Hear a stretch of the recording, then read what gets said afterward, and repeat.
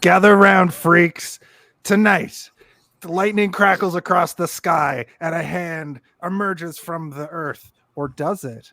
We turn the pages on the grimoire of familiar killers once again and ask the question, hey, see this one?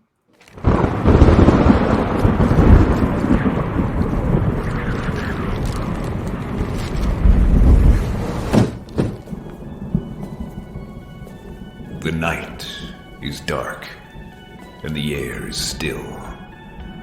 The moon casts an eerie glow over the internet, where a group of curious individuals have gathered to discuss their shared fascination for the macabre.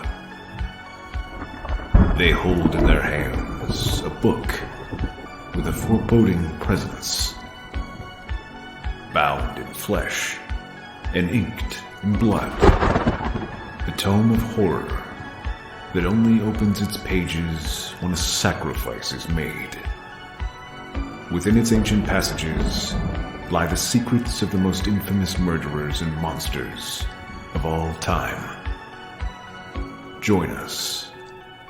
But beware, for once this book is open, there's no telling what horrors may be unleashed. This is the grimoire of familiar killers.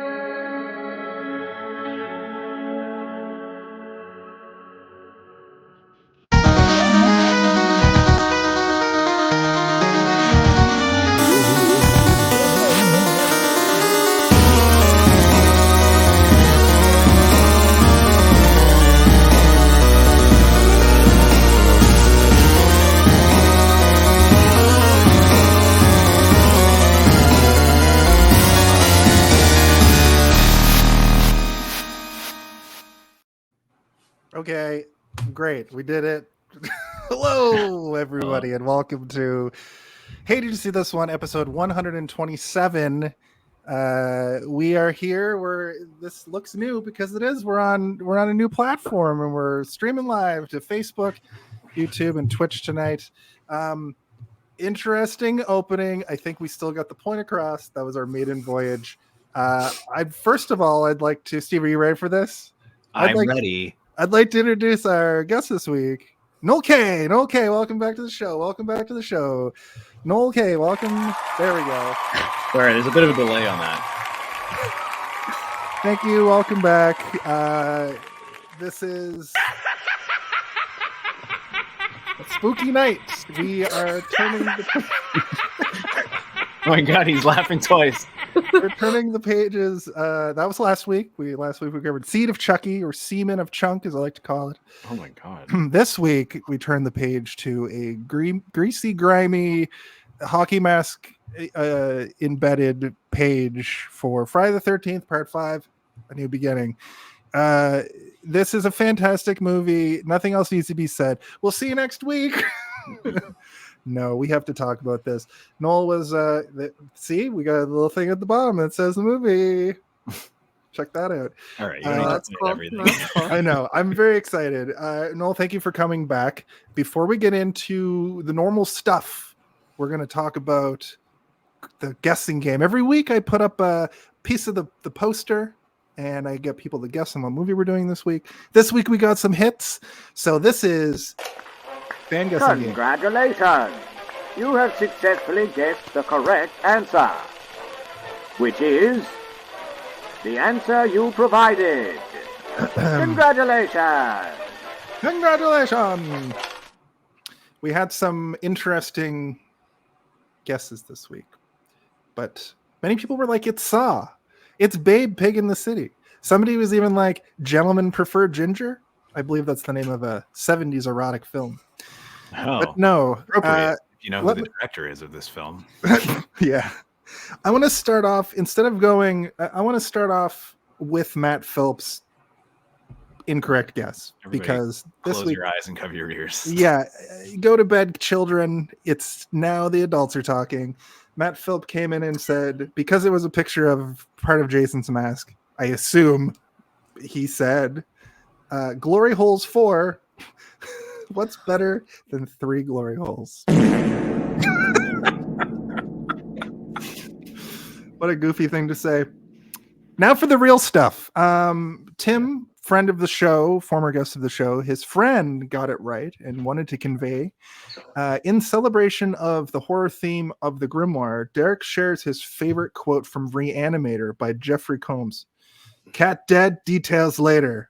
Have a great show. I've never seen it, but He says, what exactly was I supposed to say on a note? Cat dead, details later? Okay. Yeah, it's a Jeffrey Combs line. Good movie, perverted movie, weird movie, but I like it. This movie's perverted. Yeah, it's perverted in a different way. And it's also a good movie. This is not. This is a thing I mean, it's I the watched. greatest movie ever. You should all stick around. Stick around and find out. Stick around and find out what's gonna happen. All right. Okay, sorry. Next up, we have Craig, former guest of the show. I believe he's done Freddy movies a couple times. Craig Webster.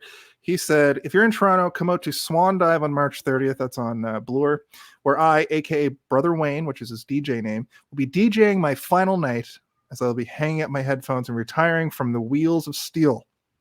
It'll be a great night with lots of Motown, soul, classic rock, new wave, hip hop, and alt rock. Unrelated, Michael Mongiardi is the handsomest. That shouldn't have read that. Wrong guest. Yep. And Noel K is the handsomest, is what I meant to say. Yeah. And I don't know if you guys put show links in your show notes, but he put a link to the event.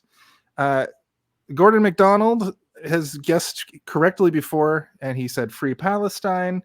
And then Ben, friend and former guest of the show, Ben Mason, wanted to say he does an 80s and 90s shock movie podcast called the BS Bargain Bin.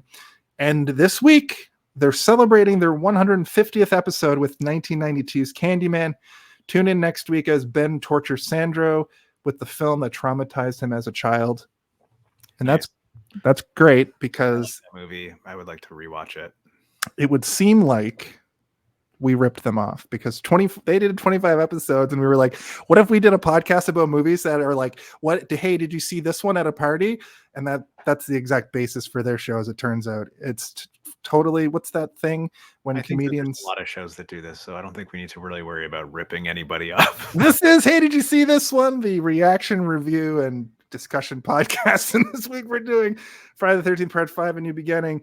I bring that up because if you're watching this on Twitch or Facebook or YouTube, please give us a like and a follow. You can find us where all social medias are done. Basically, I've kind of put the brakes on like Twitter and Threads and tertiary bullshit. But we are going strong on Facebook, YouTube, and Twitch. So with that, yeah, that's right. We're in 3D, baby. Oh man, Chucky loves that. Chucky loves that. But with that, I think we can move. Oh yeah, and shout out to White Bat Audio, who always does our music they don't know that they do. Who does our music for the pre-show that you heard those lovely sounds in those first 10 minutes. So go follow them on YouTube. Yeah. But now we get to talk about our brief history. A brief history. Around here, it's a time-honored tradition to give our guests the first opportunity to give their brief history. So, Noel, give us your long, arduous, luxurious, let me get my thesaurus out, history of Friday the 13th, A New Beginning. Okay. So I believe that what I'm doing is called pinch hitting. Is my mic working? Yeah, I can hear you. You sound Okay. great. fantastic. So I became aware of this movie about 24 hours ago when you asked me if I could watch this movie for this episode. You were like, can you be on Thursday? And I said, you mean tomorrow? And you said, yeah, I guess so. Full disclosure, I thought it was Tuesday. So that's my incredibly long history of this movie. Then I watched it in 10-minute increments while I was walking home on the subway as well, and any little break that I got. What a fun way to watch this movie. Yeah, you didn't miss much, I'm sure. Yeah, you messaged me yesterday being like, commenting on the movie, and then you're like, I almost just got hit by a car. And I was like, wait, are you walking around watching this right now? I did almost get hit by a car. That's great. So yeah, I have not seen any Jason, let alone many. My name's Jason. That is wild that your sort of introduction to this series is the fifth one, and quite possibly the worst one. The worst. It's got to be. I meant to prepare for the other movie that I was going to watch and watch some of the background and read up a little bit on it and possibly listen to another podcast. So. Well, I can tell you really don't need that much of a backstory for Jason Voorhees as a character. I'm getting that vibe. Yeah. We'll go through a little bit as we talk about the movie, but most of the information you need to know is about Tommy Jarvis, because they don't give you any in this movie, really. No. Nor does he talk. Wow, that would have been confusing, I'm realizing now, if you haven't seen any of the other ones. Thank you, Noel. Steve, I think you might have a more of a briefer history. Nope, a longer history with the film. I'll keep it brief. Okay. As we're meant to do. I watched this movie in high school when I watched all the other ones, because there was often marathons of these on TV. Obviously edited a little bit, because this movie has a lot of nudity. Boobies. Yes. Boobies. I think this is one of the only horror movies where pretty much every single character with boobs shows their boobs. And the ones where you don't see their boobs, they're wearing t-shirts that get wet and you can pretty much see their boobs. It's not great. But once we get into director talk, it'll make a little bit more sense. I don't really remember much from this movie, but I do realize that there are certain mannerisms that I've picked up from Ethel, and I didn't know until now. When I get displeased with somebody, particularly when I was a bartender, I would refer them as a big dildo. Like, you big dildo, like when they messed up. I'm realizing now I got this from this movie. I also call people perverts like Ethel. Am I Ethel? Am I a dirt farmer? She farms dirt, right? I don't know. They never really say what she's farming, but she's always covered in dirt. I know she's got chickens. Not a long history. Even the video game doesn't really pay too much attention to this movie. They didn't model Tommy Jarvis after the actor in this movie. The locations in this movie are not really in the game at all, as most of the other movies are. But the Jason Voorhees skin for this movie is in the game, and when you knock his mask off, it has like the weird actor from this movie there, because in this movie it's not actually Jason Voorhees. Spoiler banner. Yeah, there's going to be a lot of spoilers in this. Noel's already on it with the headlines and stuff. Oh, I guess there are also headlines. Anywho, that's my brief history. Not a lot. There's almost nothing in this movie that I remember as being a thing that sticks with you either. I mean, maybe what's his name? The actor from Joanna Man, going like, ooh baby, ooh baby, ooh baby. I remember that weird song that they definitely made up on the spot. All right. Anyway, that's me. Brief history. Sounds vaguely like an old doo-wop song. Mine's interesting, and I kind of confirmed this with my dad. We'll be the judge of that. Many times over the years, and then last night I texted him and I said, "Hey, Dad, I watched the Friday the 13th movie that I'm named after." That's right, I'm named after this stupid piece of crap in a roundabout way. So when my parents were coming up with my name, it was going to be maybe Christopher, maybe Justin, maybe Bear was one of the names that was thrown. around for me, but they came. My mom was like, "What about Jason? Jason's like the big hip name to be called in 1985." And my dad was like, "Yeah, but there's that slasher. There's this. That's Your dad looked up to one corner and he just went. But the thing is they were sure that in the fourth movie, he's dead and done. And then this movie comes out and solidifies that Jason is fucking, that's it. There's no more Jason. It's going to be all, it's all going to be copycat killers going forward. Jason is dead forever. Let's name our son Jason. Another movie came out literally like the next year. I think Jason Part 6 is 86 or 87. So I'm saddled with this name because of that. There is a little bit more to that. He also low-key was like, my dad's a huge stoner, and he was like, what if it's because I smoke weed and I smoke J's? He's my Jason. Oh, God. So dumb. Either way, your dad is definitely a character from a Friday the 13th character or movie. Like he's the he's the idiot son. He's Ethel's idiot son junior. Oh no.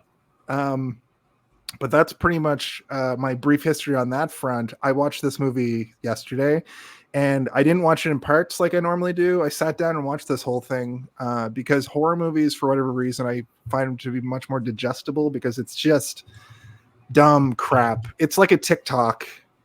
Horror movies are like TikToks sometimes. They're just dumb fun. And that's my brief history. Sweet. Do you want to talk about a director? Oh, you mean director talk? All right. Quiet on set. Are we rolling? Okay, let's shoot this piece of shit. Sound. Speed. Action! No Holds Barred is the best thing I've ever read today. So, thank you. So Paul Verhoeven was the director of this movie, right? Almost. I think that he wrote the script, and then this piece of work, Danny Steinmann, showed up, and he made it instead. It does feel like it takes place in the Showgirls universe. Like they could be happening simultaneously at different parts of America. It's just weird 80s, I think. Like the 80s just look kind of. Yeah, I mean, it does even resemble in terms of cinematography and lighting a Verhoeven movie, but he often does have that sort of like flat, drab look to everything purposely, right? Because it makes people uncomfortable, and that's what he loves. But this movie, I think they just like, yeah, we'll just all we got to do is have a lot of violence and nudity, and it'll work out in the end. It's supposed to be like 1992 also. In this movie, yeah, this is another one that has a time jump. Future? It's in the future because they had a time jump, right? So the movie came out not that long after the fourth movie, but they wanted to age up the character of Tommy Jarvis. So it 6 years probably. Future, yeah.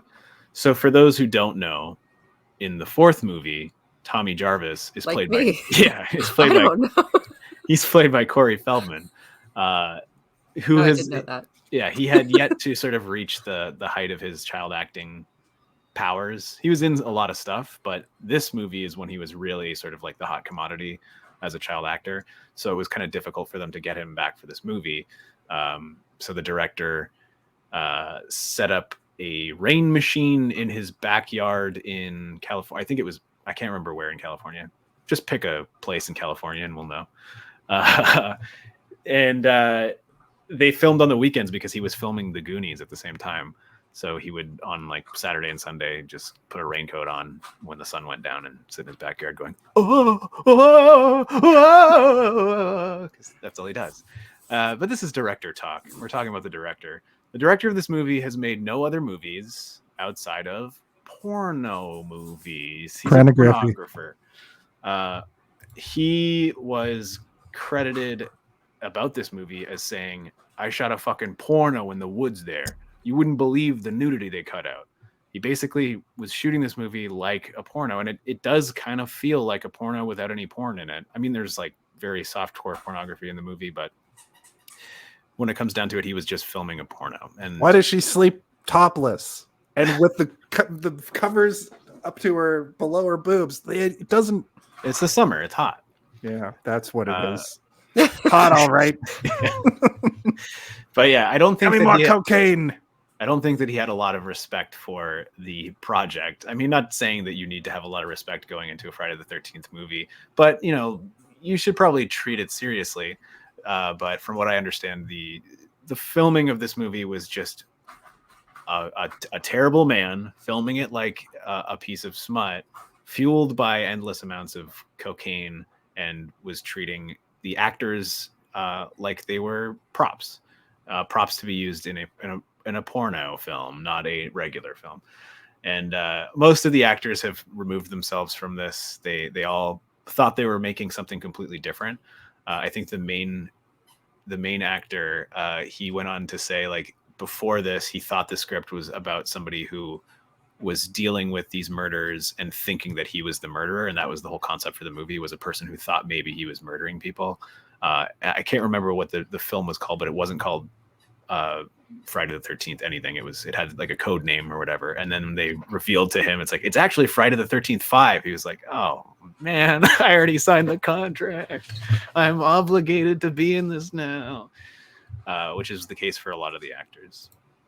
But yeah, I don't have a lot on the director because I didn't really feel like digging deep into his filmography. Do you have his IMDb pulled up? Do you have any choice selects that you can tell us about? Names? Yeah. Titles. Because I watched this on Amazon, and because I was anyway, so I watched it with the X-ray thing on like the entire time. So I was like reading trivia and everything as I was going along, which made the whole situation much more enjoyable. But this guy was supposed to direct a completely different movie. That project fell through, so he was given Friday the 13th instead. Okay. And then on top of this, I this don't remember script- the name though, because it was like a word that I didn't really understand. And also, originally, you were supposed to think that Tommy was doing the murders, and he was supposed to think so as well, which was also in the X-ray. Right. The script also felt like a Nightmare on Elm Street, with how stereotypical the like characters were and how like over the top, like even for a Friday the 13th movie, it's super over the top. And the writing process for this was like, I don't know, get a nerd, a fat guy, a badass, a sex pot couple, a fucking preppy, I don't care, we'll kill them all. Yeah. I mean, it's almost like, you know, when people get tricked into doing like the Spider-Man movies now because they think they're Marvel movies. They're like, they tell them it's a Marvel movie, and they sign up for it, and then it's like, oh no, it's a Sony. It's a Sony movie piece of presented shit. by What's Marvel. the next one? Craven the Hunter? Craven. I can't wait. I thought that got that canceled. one actually. Oh, did it? I thought that one looked okay. Sorry, it got canceled? I don't know. I Ted don't Johnston know. is. I thought so. Anyway, the movies he made, High Rise, The Unseen, and Savage Streets, are the 3 that he's credited as, and he didn't use his real name for 2 of them. Savage Streets, eh? What do they get up to there? Philandering? Fun. Yeah. A little joke here on Hey, did you see this one? Because we're a comedy podcast. You know who thought that was funny? What? Jason laughs. A little He's laughing in the bushes. Yeah. Anyway, I don't have a lot to add about the director because I'm sure we'll bring it up throughout the discussion, but he didn't. There's a little picture of him in the X-ray floating. Like it would just basically with like you could scroll down and take a look at him. Powder around his face. Yeah. Just holding up a mirror. The biggest line you've ever seen in your life. Well, let's stop talking about this porn director and talk about this adult film. This is the body of the episode, I guess. Everybody back up, because here comes the body of the episode. Feels a little wrong to do that one for this.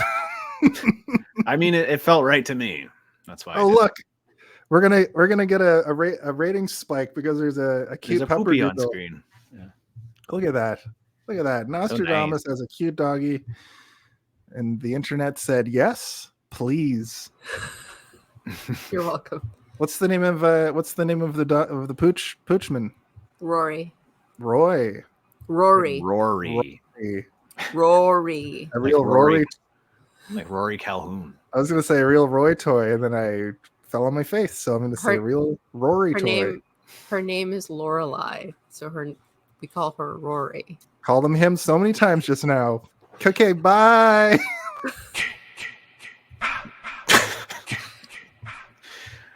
Oh, So he's we're gone. at the body of the episode. Yeah. The puppy. And it is a puppy. She's 14 weeks old.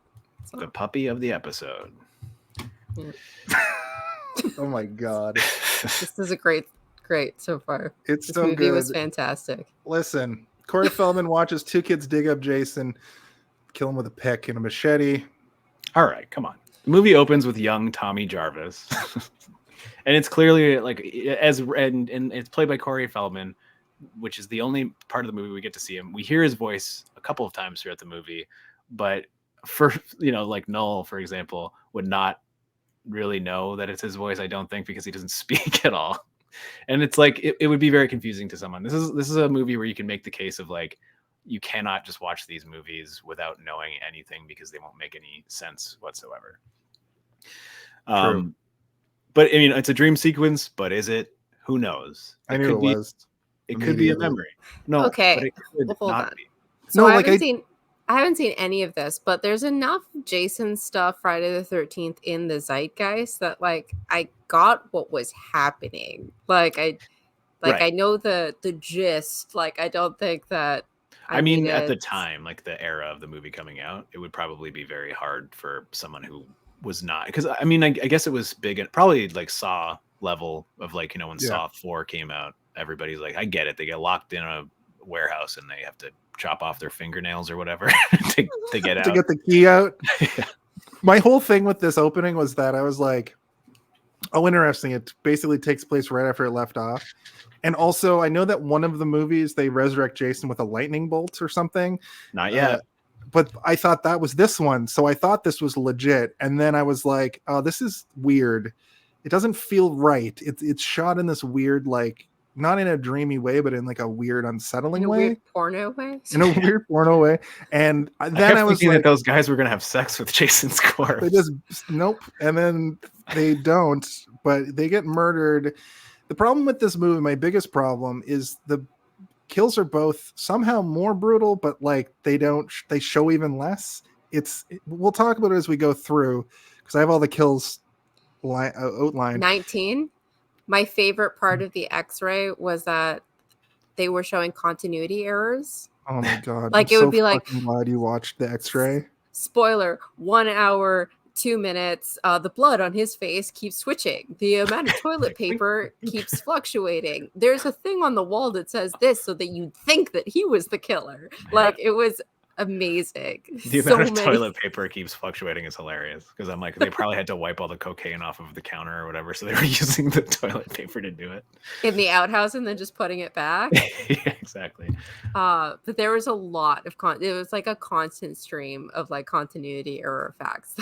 I'm so excited for you. That's what happens when you are watching a terrible movie over and over again. Is you cannot. Your brain doesn't care about the movie, so you're just focusing on the stuff that really doesn't matter if it's a good movie. Continuity is important, obviously, but the better the movie is, the less you're going to know. And even if you do notice it, you don't care because you're like, yeah, at least it's a good movie. Like the guy from Joanna Man's ridiculous Jerry curl, the greasiest Jerry curl I think I've ever seen put to cinema. Also, yeah, he was kind of like, he had sort of like a, what's the guy who did the music for Ghostbusters called? Here he is coming to the stage. Ray Parker Jr. Or like a Prince, kind of like, yeah, where it was like sort of a Rick James. Rick James is the famous, right. And Eazy-E, famous Jerry curl guy. But it was kind of like they were just sort of like, what is the look that we can give this person, this character? I thought he was. Oh, what are some stereotypes we can throw at the audience? I mean, we could just throw his picture on screen. Black guy in jumpsuit. Girl. I mean, Michael Jackson in the Thriller video is kind of like. So this is what. Okay, that's exactly what it was. It was Michael Jackson because I was like, this guy looks exactly like the guy in The Wedding Singer who's dressed to look like the guy like Michael Jackson in that era. When his buddy's like I got the Thriller jacket. Right. Say hi to your brother Tito. Yeah. Yeah. Yeah.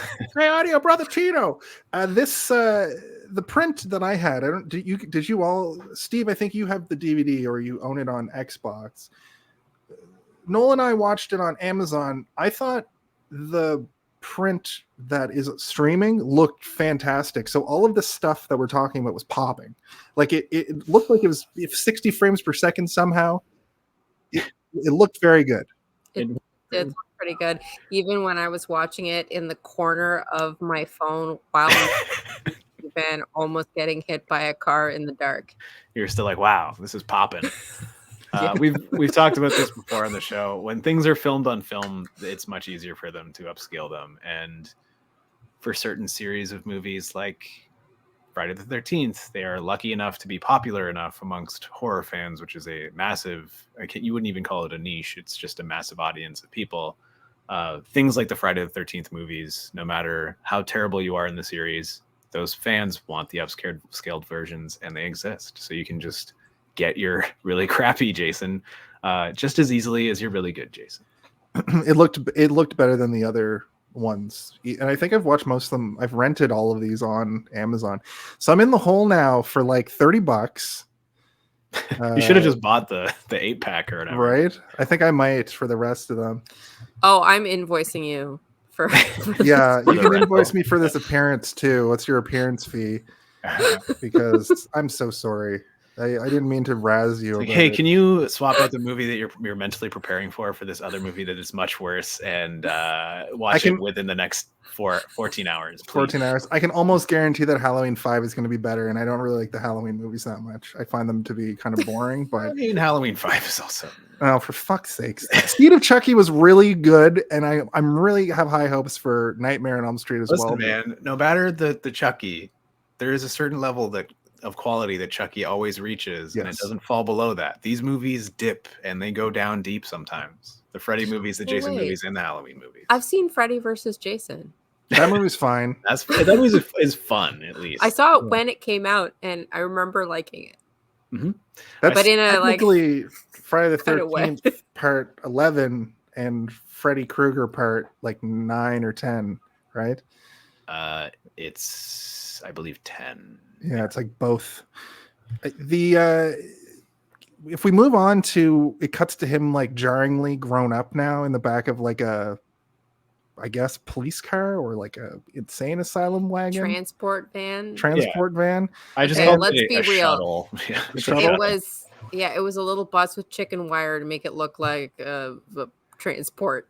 Yeah, like a prison vehicle. I should have known what we were in for when the guy was reading a porn mag that they hold on for like a little bit too long. Did you notice that? I mean, I noticed, and I've seen this movie more than once. My brain refuses to store any of it except for the lady saying dildo and stuff like that. Was the part where I wasn't sure if I was watching the right movie. Yeah. And I messaged Steven and was like, okay, there's a guy in a raincoat and now they're in a car. Am I watching the right movie? And I was like, you are, yes. And then you're immediately like, hold on, does this take place in an insane asylum? And I was like, no, it doesn't. You're like, thank God. Thank God. Yeah. I couldn't have. I barely handled this one. Yeah. I was watching this thinking of you, Noel, going, I fucked up. I fucked our friendship up by making them watch this. You gave it to me. Do you want the spoiler now? Fuck me up with a spoiler. I liked this movie. Oh my God. This Steve messages me and goes, I feel bad for putting Noel through this. Okay. They're probably going to hate it, but what if they like it? Okay. I did say, but maybe they'll love it. Who knows? Okay. So I don't like horror. Like, I just don't. And when I agreed to do the grimoire, I picked the one that I thought would be like the most Noel friendly and interesting one. Mm-hmm. And so there was thought put into that when I picked it originally.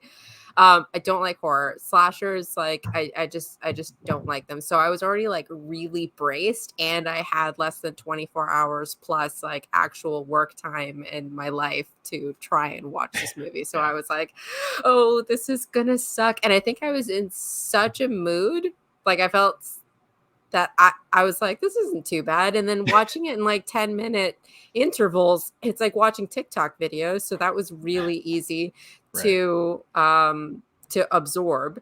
And then it's basically like the story only happens in 10-minute intervals anyway.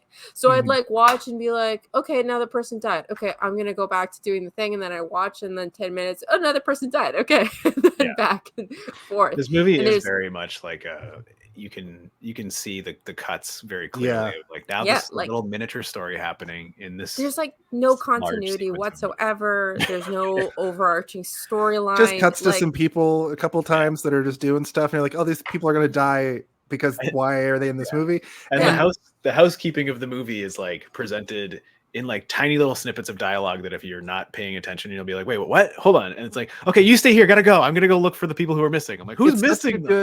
It felt like I was watching a movie that was specifically made for a drive-in theater to take a date to, or to go with your buddies on the weekend. Yes. And the thing that I really love about that is the fact that like you can just get to the end of a sequence. See, the other Friday the 13th movies have this problem with pacing where for like half the movie, it's just teens doing teen stuff before Jason even appears. Like, especially like the second movie, there's just these long scenes of just kids like swimming around, being like, haha, we're swimming. And they're not going to die. It's just setting up that they're at a camp. But in this, we can get rid of all that. It's Jason doesn't actually show his face until like an hour and 10 minutes in. I feel like you're complaining about the other movies setting up characters and showing us who the characters are. I kind of am. Wait, hold on. I'm trying to find a shining light for this thing. You're like, I like that they don't explain who anyone is or their personalities. No, but in Friday the 13th part 1 and 2, there's those fucking boring scenes of them just like going for a swim. That does it. They're not doing dialogue. They're just swimming. I actually did like that we didn't get any character growth or anything, because if you have to watch this movie in less than 24 hours for a podcast, you're fine. Yeah. If you look at the people in this movie, you're like, I know exactly who that person is based on the stereotype they're representing. And on the X-ray, I was like, oh, what's this person been in? This movie. Oh, what's this person been in? This movie. It was like 2 other movies. Someone was in an Indiana Jones. Okay, but when I say I love this movie or liked this movie or whatever it was that I said, it's just, but sometimes when you're watching a bad movie, it's like I feel like I'm dying because like put me out of my misery, please kill me, like the Saving Private Ryan, leave me, or whatever the hell analogy you want to use. But this one, it's just there. Yeah.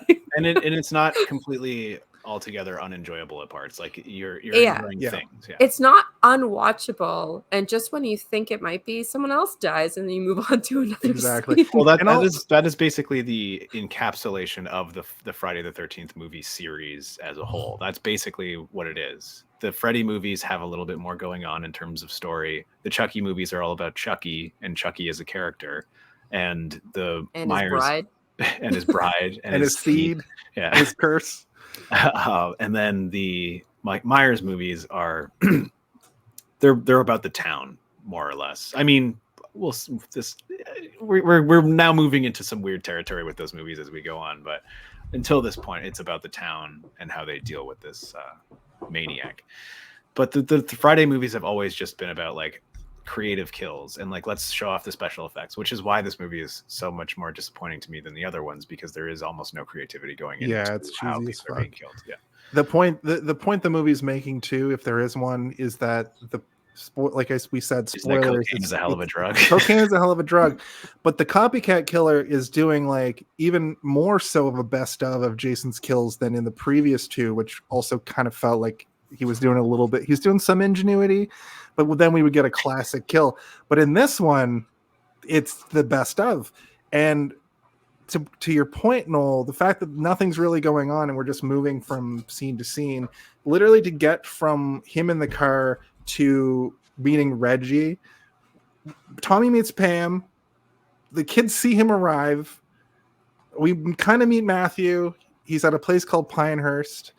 And Who's Matthew? Matthew is the counselor guy. Oh, I No, don't know doctor. anyone's name. We Yeah. assume Even though Tommy's we're watching the had a rough X-ray. go. We assume Tommy's had a rough go because of him interacting with Jason. And then we get Chekhov's fucking knife. He's like, I have a knife. I have a knife. Puts his Chekhov's mask too, because he puts on that mask Yeah, to that's scare right. the kid. Yeah. And then what was it? They did something else in order. That's to, also I don't remember the which. fourth movie. He makes all these masks and stuff. That's his thing. Oh, yeah. He's supposed to be a little Tom Savini, right? Like he's Tom Savini is the special effects artist who worked on the first and the fourth movie, and they named him Tommy after Tom Savini, and like sort of took mannerisms and put them into this character. And he literally kills Jason Voorhees by like putting makeup on and shaving his head and like making himself look like a monster before killing him. So that, like, there's all these things they set up in the fourth movie that are interesting about Tommy Jarvis, and none of that comes through in this movie except for the mask stuff, where he still has the masks that he made in the previous film in his bag, and they're like his only cherished elements, I guess. Did you know that the guy who played the Jason copycat, whatever his name was, wasn't credited because it was the stuntman, and the people who were credited were the actor who played the other guy. I did not know that, but I do know that guy. I found it out in the X-ray.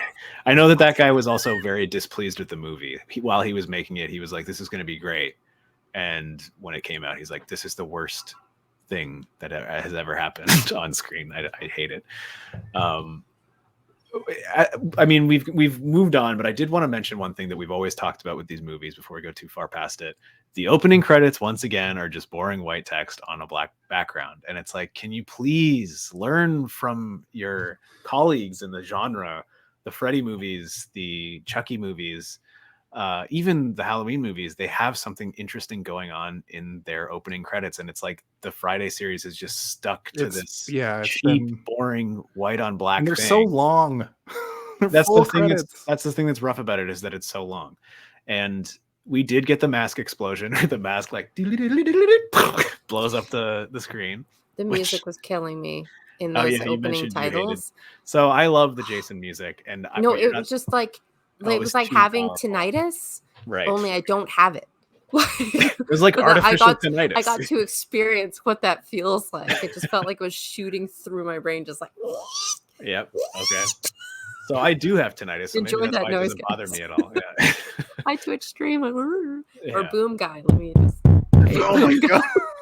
You just killed everybody watching. Yeah. Hey, Boom Guy! Just fell to 0 viewers because they all have tinnitus now. Now you know how it felt. Well, we got the mask explosion, Sorry, which started in the second movie, I think, and we then cut back to Tommy in the car, and Tommy has the thickest 5 o'clock shadow I've ever seen a teenager have, where you're like, oh no, this is a 28-year-old man. Yeah, he's 28. Yeah, pretending to be a teenager. Is he the guy from Troll 2 who's like, oh no? Because he's not, but he looks like him. He looks so much like him. He is this guy from other stuff. He looks so fucking familiar to me, but it might just be that I've seen a clip from this movie, possibly, or I think going forward. He worked all the way up until 2019. So yeah, is he in anything of note? What's his name? His name is. What's his address? His name is John Shepard. Isn't that the name of the guy from Mass Effect? It is. You can change his name. You can it's change not his name an uncommon name, just so we know. I know a real life one too. Yeah, that's the point of the name in Mass Effect, is that it would be like one of the most common names for a person to have. You can also, mine was named Steven Shepard, and he didn't look like the supermodel that they cast to play him. Because why would I do that when I can make my own? You are a supermodel. Supermodel. Tommy. Oh wait, then we get our first perv, the orderly from the mental institution that he's being delivered from, is immediately says pervy things and is reading a pornographic magazine. Which I guess is sort of a staple of the series, but up until this point, I guess the doctor in the last movie was real pervy. Remember when he's like trying to have sex like in a room with a corpse in it, and you're like, There's "Dude."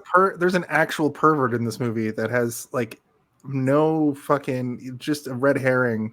The You're guy, talking the about, old you're talking man. about like the hobo or whatever, like the drifter. He the- shows up, he's dirty, he asks for Yeah. odd jobs, then watches two teenagers bang in the woods, and that's his whole story. But the thing is, you call him a pervert. He sees them having sex and then leaves. He's not like, he licks his lips. He goes, okay, all right, but it's Was a he porno. doing it in like a contemplative way of like, that's interesting? Yeah, and maybe then I should get turn out of here, around? or maybe it's No, just a he dry was- summer.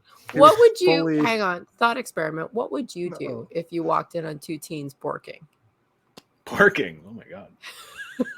Did you know that Porky's 3 came out the same summer as this? Porky's Revenge or whatever it's called. Did you know that I was born 1 month and 4 days after this movie came out? Oh my god. Isn't Porky's Jason made by talks about his Canadian? birth so often in this show. It's crazy. It's a good thing my next month is a whole birth month.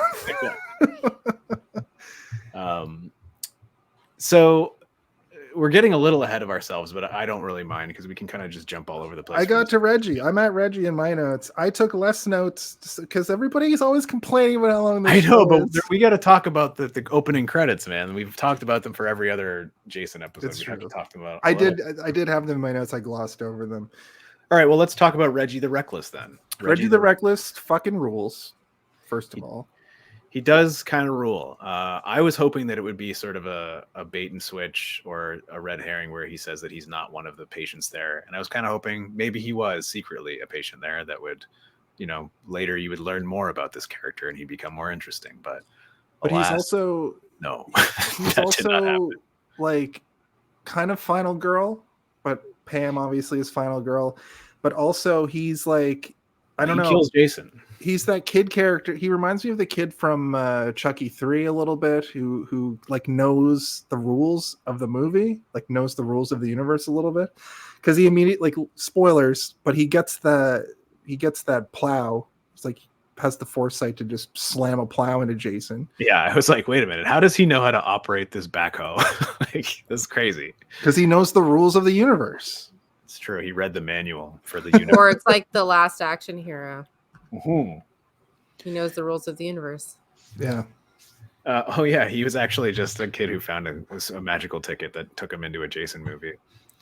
Oh, remember we were talking about the movies, and Jason was in that movie in the newspaper. Maybe Reggie was in the theater when the ticket got ripped, and he accidentally went into this movie.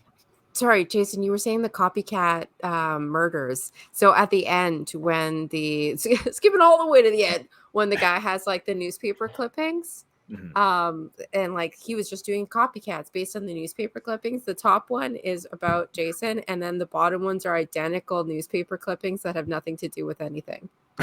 They just like photograph. They're just like, Because they only had enough money to make one actual Jason related. one of them is a Calvin and Hobbes comic. One's a Foxtrot. It's just all comics all the way down. If this was a Mel Brooks movie or like a Naked Gun movie, that would be a gag in one of those. If they had made Scary Movie in 1987, boom, Yeah. that's a joke. He got a lifetime Oscar thing at the Governor Awards. Mel Brooks. Leslie Nielsen? Oh, Mel Mel Brooks. Brooks. I'd hope so. Not around. He should Yeah, get an this Oscar. year. Hey, Google, does Mel Brooks have an Oscar? You just got one. He's got the honorary one. Oh, he won for the producers in the 60s. Hey, Google, stop. Okay. Could you hear that? Hey, Google, stop. Yeah, we can hear like a disembodied voice. Nice. Giving you the answers to all your questions. See, when I was doing the show Blossom Buddies, I don't know if you remember the little show called Blossom Buddies. Google Home was sort of a guest or a co-host on that show. It was pretty funny. And I do have one here in this room. So why'd you ask me to come on? You could just have a third guest. actually, that's not a bad idea. Hey Siri. No, I'm having me on the show. Woo, woo, woo. Again, I'm sorry, subwoofer guy. Subwoofer. Oh, Reggie the Reckless. Back on track. The new Remember when we used to do rails back on the rails? Rails, yeah. Rails. So Reggie the Reckless immediately pranks Tommy with a spider. yeah, so this kind of shows that he is sort of like a little Tommy himself, right? Like Tommy's whole thing was that he liked to scare people and he liked to make monster masks and be like creepy and kooky, which is fun. And this kid is sort of taking up the mantle. And you know, it is disappointing when you set up such a clear connection between two characters and there's already backstory there to work with, and then them just not utilizing it at all. So you're kind of frustrated as somebody who has invested time in 4 movies, and you're like, now you have a character that's carrying on from one to the next, and this should be the next part of the story with Tommy, and they just really don't do it. It's like they had a tool there that could have improved this as an actual film, but instead they decided to give the movie to a pornographer who just decided to make it a bunch of schlock. So the pornographer, they told him to do 2 things: kill someone every 10 minutes, and make sure that Tommy turns into Jason by the end. But then the people rioted and wanted Jason back. Yeah. So they were like, yeah, screw you, Tommy. That's the same thing that happened with Halloween 3. Everybody felt like they were being tricked, right? Like they went to go see a movie that they thought Michael Myers was going to be in, and he was not in it at all, and everybody lost their minds. That's not true. In the universe of Halloween 3, the Halloween movie exists, and Michael Myers is shown on a television. Yes. So he's not in the movie. He's in a movie in the movie. That's not being in the movie. I think that is. We've had this discussion on the show during on the that episode. But I like that because that is the equivalent of like nowadays when they make when in like some MCU spinoff, somebody says Thor. No, what it's like is the equivalent to me saying "Don't touch me," and then you going, "I'm not touching you," and hovering your finger right near my face. That's you know what the equivalent is being told that you're going to go see a movie, and then it's Madam Web, where you think that you're going to see a bunch of girls becoming like Spider-Man types and having powers, and then it doesn't happen in the movie. Right. I didn't see the movie, so I haven't seen it yet. I can't either. say anything. But, did you go see it in theaters? It will be. I like that we know everything about Madam Web, and none of us have seen it. We just know the memes. I didn't know. I don't know nothing. I know. I read up on it because I wanted to know if it was being like serial like maligned or whether it was just the internet hates women. So like I wanted to do some hard research on it. I think it's like if the internet didn't hate women, it's still a bad movie. But like, I think it's probably a bit of both, yeah. I am going to go see it. I have a free ticket that I need to spend. I think it's still in theaters. I'm going to have a wonderful time, and I'll report back. Okay. Very good. That's Sydney Sweeney. She's going places, I think. With your boobs? Boobs. I saw a headline that was like, Sydney Sweeney's boobs are ending wokeness. Yeah, that was the Beaverton. Oh, shit! Oh my god! What a Fern Gully moment! What a Fern Gully moment we just had here on the show. I gave somebody shit literally today on Facebook for their post being rife with misinformation, and I just quoted a Beaverton article. At any rate, Tommy meets Reggie. They're the same. They're the same. That fucks the nerd, the punk chick, the prep, the fat guy. The gang is all here. Even the dirty nerds. They're there. Dirty nerds. So many stereotypes. And the badass. He's there as well. I mean, yeah. Everyone's there. All of the characters you can ever think of from a horror movie are there in some form and capacity. But we get to meet the best character in just a moment when you hear a police car roll up, followed by a dirt bike rolling up. The sheriff is there to investigate because the local, what does they say? The local trashy, dirt-covered woman shows up and calls everyone a pervert, then threatens to shoot everyone and ends with a bomb threat as she pulls off on her dirt bike piloted by her son. That is basically the scene. She is loud and she is funny and she says very funny things. And her son is, I don't know what's going on with him. I guess he's just supposed to be stupid. that's the gag. Like he's like a cartoon character level stupid. Yeah, he's Noel, you're muted. he's got some. You're muted. 5 years of pandemic, and I still can't figure out how to freaking unmute myself. Yeah, but you've changed your name like 6 times to the funniest shit. Yeah. Also, you don't have to mute everything when you remove yourself from the stage. It'll automatically do it. So you just click. Okay, you know what? Maybe I'll figure that out later. Okay. Sorry. I took it as him being inbred because they're like backwoods. Like I think that was the implication. Yeah. that's. And then when she swore, I was like, "Oh, we're doing this in this movie, all right." And it felt so out of place. It's like they decided to throw every trope. I swear the guy was like, I think I saw a Jason movie, but he actually saw The Hills Have Eyes, Texas Chainsaw Massacre, and Nightmare on Elm Street. And then he's like, but that's the one with the hockey mask guy, right? So he didn't do any research, and he just threw a bunch of the tropes from all of these movie series together into this one movie. And this is what you end up with, is like a smoothie, but it's full of like rocks and shit that you didn't want in there, twigs. Hello, the button. Okay, you took care of it. Actually, that's a good way to do that. We're trying out some new stuff. I love this. I love the ability to be able to put the comments on screen. It's great. What happens if I do both? Oh, just shows it. Sorry, I got sidetracked. I love that you decided to talk about it for some reason. Let's go. Let's keep moving. Jason, okay, it's a muddy pile of sticks, as you said.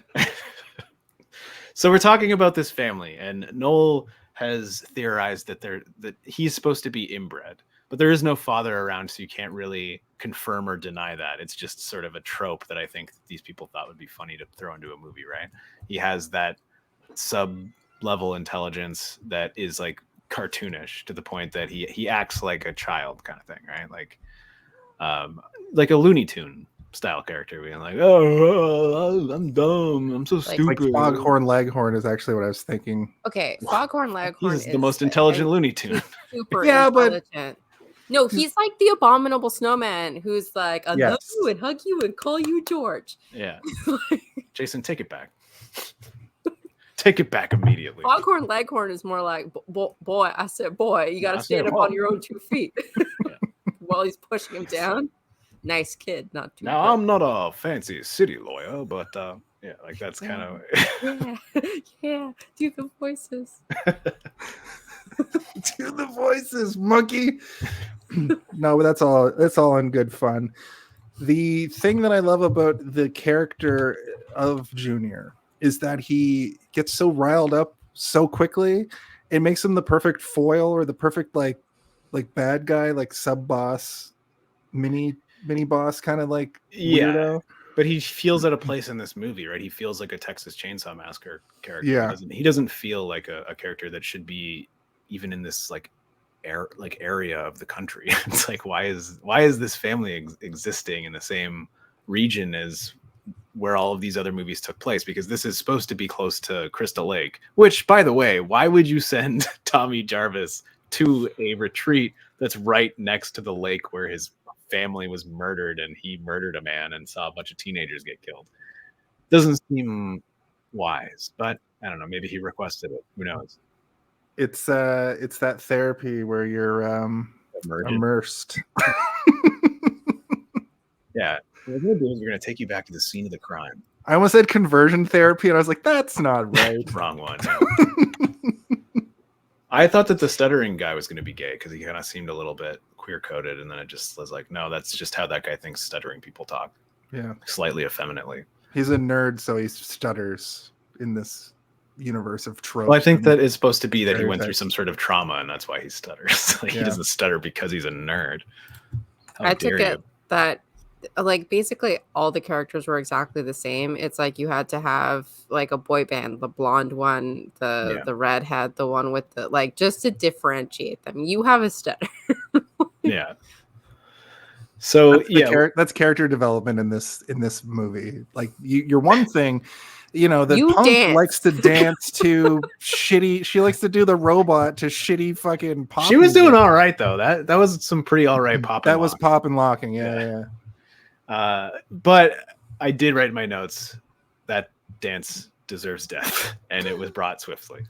But I Not didn't say swiftly enough. They Yeah. let her dance much For a longer long than time. any of us needed to watch her dance. I think I guess- that they had one title track in this movie. That one song that's playing actually had lyrics. I think they needed to like get their money's worth and play like the whole song. In the X-ray, when you hit Yes. music, the only thing that comes up is that one song. I His sent, Eyes, I think it's called. I sent Steve a voice memo of me singing the chorus because I thought it was so goofy and funny, but I unironically like that genre of music, like that weird, like shitty new wave, but not the main new wave bands. And I'm going to listen to that song in the future for sure because it's not a bad tune. I like that like diggy diggy diggy diggy diggy diggy diggy kind of noise kind of sound, you know. So, speaking of, Sorry, does this only happen when I'm on the show where we're just bouncing around? I'm so sorry. Why It don't I doesn't. just mute myself? no, it doesn't. No. It happens every episode. So this If is you when watch bad movies. that's true. We don't Hey, always it watch seems bad like you should have been here for like a month. movies. Yeah. I cried, I laughed, I cried again. I have asked to be on the show as often as you like, so it's your fault that I wasn't on them. That's why I knew you'd be cool with coming on in short notice. So. I know. Oh, I know. We're too smart for each other. That's the problem. We're both outwitting, outlasting, outplaying each other constantly. Survivor reference. And So- I'm a fool. So All the sounds. we finally get to our chance to meet these characters, not just visually, because The backyard scene, as I call it. this is when the movie also decides you don't really need to know these characters. You already know who they are based on how they look. Just like in real life. That's how all encounters are. So what happens? The overweight character walks out and he's got chocolate all over his face and he's eating a chocolate bar, and you're like, okay, I can see how the movie's The going. chocolate Chocolate. changes. Yeah, it does. The whole time. That's what. It's because he kept licking it off. And then they're like, stop licking this chocolate off. He's like, it tastes so good. I can't. The way I perceived it is the chocolate, there's more chocolate every time they showed him. It would have Until been it funny just- if it just continued to It just Yeah. changed sides. Yeah. But the actual reason is that this movie is bad and they did one take for everything and then didn't bother. Of course, the movie is bad. That is the answer to every single thing that we'll ever question throughout this movie. Is the answer is that the movie is bad, but it's not altogether unenjoyable. And this scene in particular is an example of why, because it's so batshit crazy that it just doesn't care enough about anything to take time. So like we get to meet these characters. Joey, he goes up and he's being so nice. He's not being. I mean, he's being slightly annoying. I can get it, and I can understand if a person was like this every day, all He day. just wants to be helpful. He just wants to help. He's being I very want to help nice. doing laundry. They never let me do laundry. I'm Can really I help good at you? doing I don't laundry. know how to chop wood, but like I'd like to help. Also, he's religious, I guess, because he's wearing a crucifix around his neck, and it's like so. I didn't clock that. It's so prominent. It's like he's wearing this like low cut T-shirt, and he has this crucifix that's just affixed. It's almost like glued it to his chest. Do you think that it was actually so in Lord of the Flies, where the kid that gets sacrificed at the end is supposed to be the Jesus character, and like the first person, the sacrificial lamb, is in some like fancy literature, usually like an avatar of like a holier person, or that's what they're supposed to. Do you think that that's what they were thinking in this one? They were like, the first death yeah. has to be in the innocent. I think that the pornographer Danny Steinmann was definitely thinking that when he decided to film this shot. He was like, it's going to be real poetic if we put this crucifix on this kid. He is like the son of God. He's meant to live, but we kill him first. And you know what? Now that I say it out loud, I think that maybe that could be true. Is that he was going to be like, this is the kid that you think is going to live, and we're going to kill him right away, and we're not even going to kill him via the serial killer. We're going to kill him, but at the same That's time, what I wanna- Always kill the innocent first. That's what I want to say about this, that not only does this have some depth to it because of what you guys just discussed, this has the most shocking, out of place, like moment in the whole movie that I thought this movie was going to be completely different and crazy and all over the place, and not all over the place, but like twisty and turny. Like I was like, oh, or is this setting us up for some sort of like next level horror idea, like an M. Night Shyamalan thing? Nope. We get this awesome scene of him antagonizing the badass, who's introduced in this scene, right? Chopping wood so hard we can't get through this log, and he's like, gee George, you want to go and maybe we eat some chocolate together later, and maybe we can hang out, and don't be like that, I want to chop wood with you, show me how to chop wood. And this guy's just getting angrier and angrier to the point that he fucking chops him to bits. He chops him to bits. Yeah, and he's just a guy. He's just a guy, but also, this could have been their setup for like, oh, maybe he ran off into the woods, and then you've got your red herring, right? This guy. That's what I thought for like a little bit. I know, but apparently they arrested him. Like I thought. Yeah, but I mean, they cremated Jason, and he's back. That's true, but in fact, they cremated Jason, but then still took him out of a hole. Nobody's back in the next one. You know what? Carry on. Yeah, this movie. I feel like they don't think this movie is canonical, but because Tommy Jarvis in the next movie, totally a full, well-rounded, filled-out character who does not talk the entire time. Go ahead. If we're talking in kind of biblical terms, would you say that this one's apocryphal? Oh my god, the soundtrack to the movie just started playing. Oh my god, the movie just started playing. I don't know if I would go that far, but you know what? If you want to call it that, I'm not going to argue with you. The Apocrypha has a dragon in it. Holy dragons, man. Maybe Vic is the dragon. Is that the name of the character? I don't remember. I can't remember what his either. Vic is the Axeman. But to your point, Jason, it was very weird. I was like, what are we? I thought this was a Jason movie where other people killed things, not this random guy we just met killing this other random guy we just met. That's where I get the whole thing that it feels like a Nightmare on Elm Street movie, because everything feels like wrong, dreamlike. Like when you watch the Nightmare on Elm Street series, the whole time you're wondering what is dream, what is not dream. Are they in the dream world now? And this had that because Tommy Jarvis, I don't think he's seen a vision of Jason yet. I think that's coming up very soon. But when you see that Jason, or that Tommy Jarvis sees Jason in his in mirrors and hallucinates him, this fits into that whole is Tommy just watching this not happen out his window? You know what I mean? Is he seeing this happen? But it's not. Obviously, it's not. But up to this point, I hadn't seen this movie before.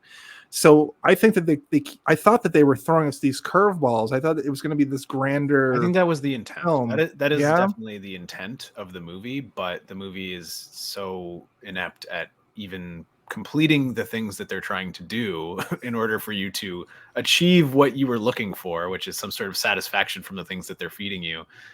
It's like the movie forgets that they've set these things up partway through the movie. They're like, okay, we've set up all this stuff where Tommy doesn't quite know if he can trust his own eyes and ears because he's clearly having to take medication to subdue these auditory hallucinations. He's having visual hallucinations in the mirror.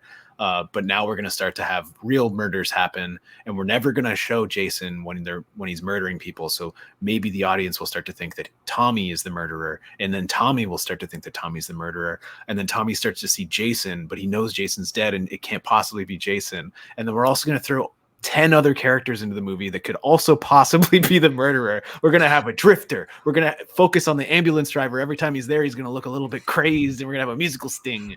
We're going to have the murderer Vic get arrested. They could have had him break out of jail or something. The character Stefan from Saturday Night Live, played by Bill Hader. This movie has everything. It's got twists. It's got turns. Today's hottest new club. Yeah. It's got that thing of when, you think it's the one person's the killer, but then it's actually a copycat killer. That's exactly it. Yeah. So on the outhouse, what's the name of the chocolate boy? Anyway, Joey. It says Joey was here on the back of the outhouse. Like his full name, Joey, whatever, was here. Right. And they planted it there so that you thought that maybe he had not died and was actually the killer as well. Who would? Even though when the ambulance, too many people. When the ambulance drivers show up, the one ambulance driver is they're like, the police officer's like, don't look at that. It's a mess. Just take it out of here. And the one ambulance driver goes, pulls the blanket back, and it shows like a hacked up body with a dismembered arm on top of the body. Like it was all just sort of like pushed together like so much meat. And that was when I was like, that's fucking weird too. Well, the movie also, like, after Vic murders Joey, this is when, if you are paying attention, I suppose that they do leave enough breadcrumbs for you as an audience member to solve it before you get to the end. But it's also, there's too much going on, while at the same time not enough going on for you to be able to solidify any kind of hypothesis you might have toward the end or any theory, right? So you're just like, what is this? Well, that's why his mask is blue. Yeah. So that it's not him. He's got the things, and Jason has the right. devil horn. He just read about Voorhees in the newspaper, and it was like he has a hockey mask, so he just went to the hardware store. It's black and white. The newspaper would be black and white. So how would he know what color it is? Right. That's a good point. So yeah, he got the wrong mask. Idiot. Nerd. Yeah, what a nerd. He's in Jason cosplay, and he really fucked up the markings on the mask. They're going the wrong direction, and they're blue. My whole thing with when they finally show Jason later in the movie, and he's making eye contact with people, where canonically one of Jason's eyes is just out, and that was distressing to me, because I was like, that was another moment. I mean, this is later, we'll get to it, but that was distressing to me, because I was like, what is happening? How is this a copycat killer? But also he's got like the weird stretch marks on the back of his head, like he's clearly got the weird bald head, but he keeps making eye contact with people, and they show his eyes. That's the thing that is the most frustrating to me at the very end of the movie. I'm not sure how you guys feel about it, but the man who plays Jason in this movie, the father of murdered Joey, as we find out later. What was his name? Like Mel? Roy. His name is Roy. Yeah. Ugh. They say it a lot in the movie. Like even the moment where like the sheriff is like talking to himself into the forest line or whatever, and then Roy is there, and he's like, "What's that, Sheriff?" And he's like, "What?" And he's like, "I thought you were talking to me, Sheriff. Me, Roy the ambulance driver." And then he's like, "Nothing. No, don't worry about it, Roy. I wasn't talking to you, Roy. All right, Roy. I gotta go, Roy." All right, Roy, not the killer, also the killer. I should have maybe remembered the killer, his Roy? name, because in the X-ray it said, in this scene Roy is doing this, in this scene Jason is doing this. So they like say which one it is depending on whether it's the dream sequence or not. That's like when you're watching a movie and you get spoiled by the subtitles. Yeah, right. Where it's which like is that happens to me all the time. But the thing that I wanted to get to was that he has like the most intense blue eyes. Like Roy has like, these crazy blue eyes. And every time you see Jason at the end of the movie, because you don't see Jason murder anybody, you don't really see him walking around with a mask until Reggie and Pam are trying to escape. It's the first time you kind of fully see Jason outside of the dream sequences that what's his name? Tommy Jarvis is happening. And when Jason is looking at everybody, he has the crazy blue eyes. And it was so annoying at the end of the movie when Jason falls on this bed of spikes and it zooms in on his face, and it's Roy's face with his fucking eyes closed. And it's like, you can't really tell who he is, because his two most sort of like discerning and like interesting and memorable characteristics are his black hair, curly hair, and his extremely blue eyes, and his hair is covered and his eyes are shut. And like, I could imagine people being like, who the fuck is that? You know, like when like, I wouldn't have known if the X-ray hadn't told me. Exactly. I can imagine a bunch of people in the theater seeing the face for the first time and being like, who is that? Like, who is that supposed to be? I had a moment where I was like, that's the ambulance driver. I should have known, because honestly, did you really listen? When they were throwing so many possibilities at us that it kind of got marred throughout the movie. But that scene at this part during the backyard bit, when he's acting all weird, like he's looking at his own son maimed. There are definitely enough, like I said, breadcrumb moments for you to figure out that it is Roy. I was going, there's no fucking way that's going to be Jason in this movie. There's no fucking way. This movie isn't smart enough already to do anything like that. lo and behold, And I yet, guess it's Turns out smartest turns Jason out movie ever M made. Night Shyamalan twist, man. Yeah. M. Night was on set that day, and he said, was, "You know, it would as be a- a really great twist." And as people are a like, "We don't know. People don't like baby. twists, and Actually, they never he would've been will." like- M. Night Shyamalan. He probably would have been like 5 years old when this movie came out. I think he's only slightly older he than that. patterned his entire career after Maybe this 10. movie. Yeah. He saw this as a young man and was like, that's how we're gonna do it. Yeah. We're Whereas gonna set before up some people shit. used to say my mind is blown, he would say my mind is twisted. Twisted my mind up. Man, Do you guys want to talk about the greasers? Because I Yes. thought this scene was excellent. I thought this sequence was so fucking funny and dumb.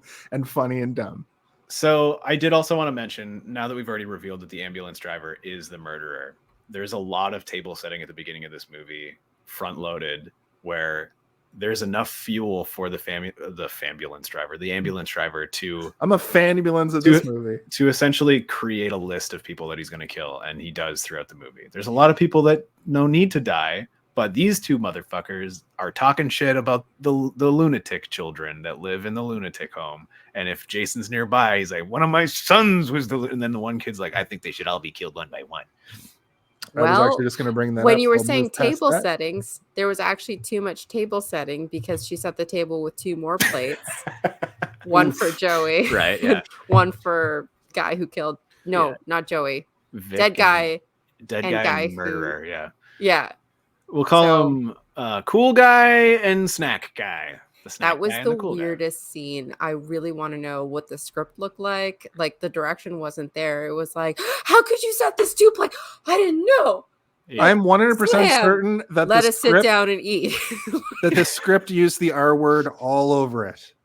The way that these characters' mental health issues were not treated with any sort of dignity. I don't know, man. The movie came out in an era where they would have just said it. It wouldn't have been a big deal. If I didn't know that yeah. this was a loony bin house, I would Yeah. not have known. Okay. Like I just Well, I it's just wouldn't have technically known. not, right? It's a halfway house for people who are being moved from mental institutions to like their soft intro to society or whatever. I would have thought that he's just going to a foster home. Like Right. there was no like real coding for like he has a stutter. So Yeah. It doesn't seem like they don't really flesh out any of the characters. So I don't know dances. why they're there. She's obsessed. She's crazy for dancing. But she is very much the stereotype of preppy or punk or yeah, but Sex that pot doesn't couple, make them crazy. class clown. That's the it point. I don't certainly even- does not. they didn't even like register as like crazy to me. They just registered Not at all. more as like orphans, as you said. I think Joey says as much. He's like, I'm an orphan and we're all Little orphan orphans Joey. here. Yeah. Which brings me to my next point. The game Final Fantasy VIII had a very strong plot point. Yeah. Yeah, okay. Okay. What happens when Okay. you have control of the fart sound?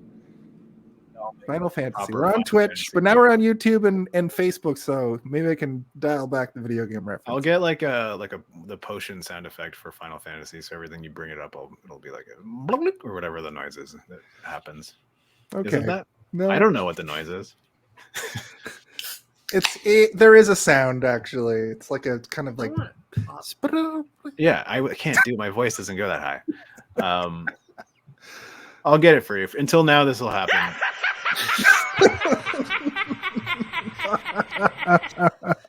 So I have a heart out at 10.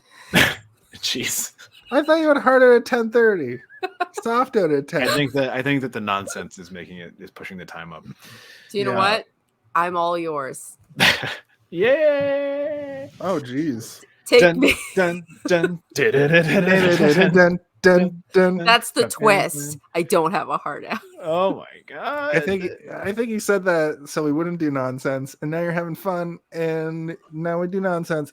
So Pete leaves. Jason does a road flare to the mouth, and his buddy gets his throat slit. Doesn't really show it. Bad effect, which is crazy since they did such a good effect for the road flare to the mouth. That practical effect for the road flare into like the prosthetic head. Oh my god, a knife.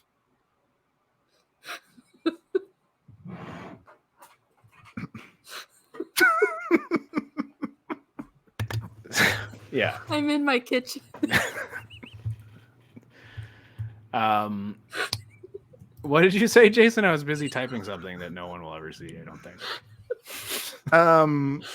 No, I was just talking about how the scene with the greasers, they have their back and forth, and the fact that the kill with the knife isn't shown when he slits his throat just kind of shows him with the worst slit throat. It just looks like painted, like nail polish or something on his neck. The road flare to the mouth, they built a whole fucking prosthetic head, and it looked incredible.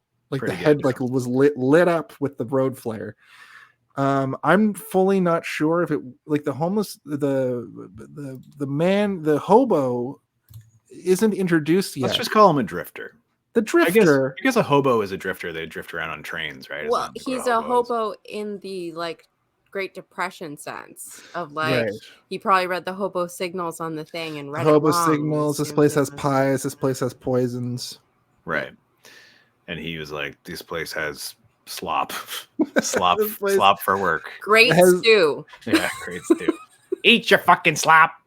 Eat your But when she slop, your falls- dildo. When she falls in this, no, yeah, there's a scene where there's the stew and the stew keeps changing. Yeah. Yeah. I mean, that seems like one of the harder things to really keep the continuity on, so I can forgive it. But I do think that these two kids, like, you know, one of them essentially brings it out himself for saying some terrible shit about Joey's death. But also, when the other one comes back, you can really see the cocaine budget of this movie on screen at this point, because you're like, why is he so jacked up to start the car? It's so out of place that it's uncomfortable almost, I would say. It's cringy as shit. Like when he's like, "Get in the car. We're gonna start the car up. All right, it's not starting. Okay." All right. You don't need to recreate it. Please don't.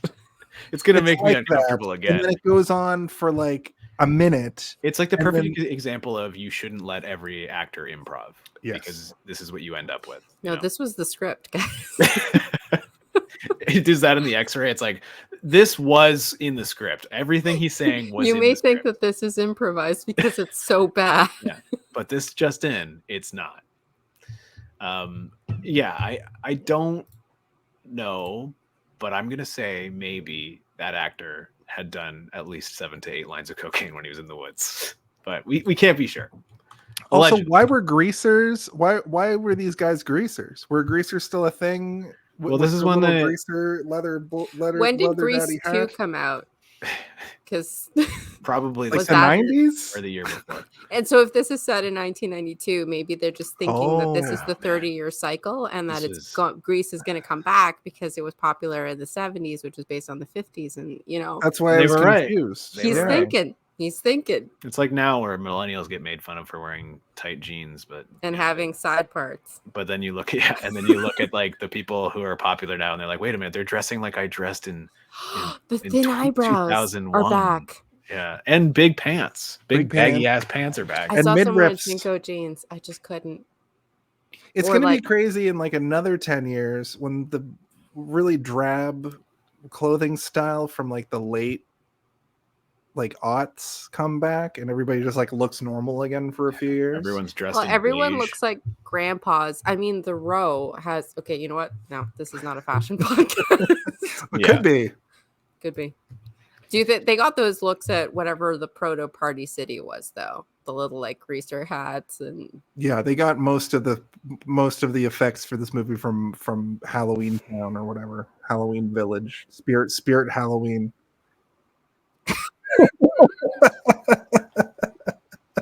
Is that an Office reference? Because if it is, I love you.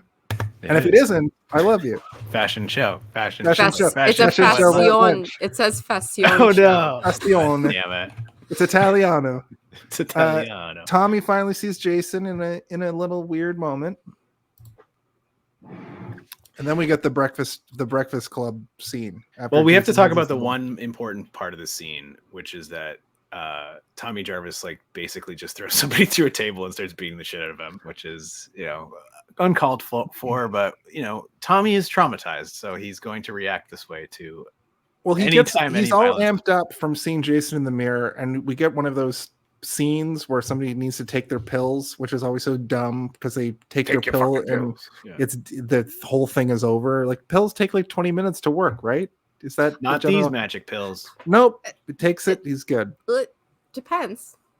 My fast acting arthritis Tylenol is fast acting. Is it Hey. within the swallow? You're on your way out. Like It's like it the hits placebo tongue. effect gets you, Or- and then My melatonin. That's the only way that I can sleep because I'm criminally insane. Is under the. No, I'm alone. What She's getting happened? so. No, Go ahead, no. that'll be funny. I was trying to line it up with you saying I'm criminally insane. That boy needs therapy. Yeah, lock her in. Yeah. Yeah, the sublingual stuff. Like if you take sublingual medication, it does work really quickly because it goes into your like thing. It's like cocaine works really quickly because it's right on a membrane. Right. So if you put it right on a membrane, but most of these things are either in HCl, so hydrochloric acid little units as a buffer in order for your body to absorb them, or they're absorbed in your stomach or your liver. Most of them aren't built like that. And of course, to that same note, analgesics goes in your butt.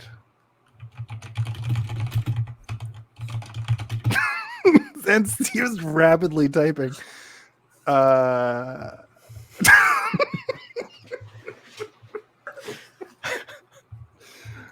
I think StreamYard might be a detriment to the podcast. This is great listening, by the way. Oh, movies are a audio medium, right? Because there was Yes. definitely whole sections of this movie that I watched while it was in my pocket because it was still, I thought I'd like turned it off, but all I had done was like minimize it while I was like, I can't watch it while I'm like almost getting hit by a car. So I'd put it in my pocket so I could pay attention, but then it was still playing in my ears. Oh, that's so good.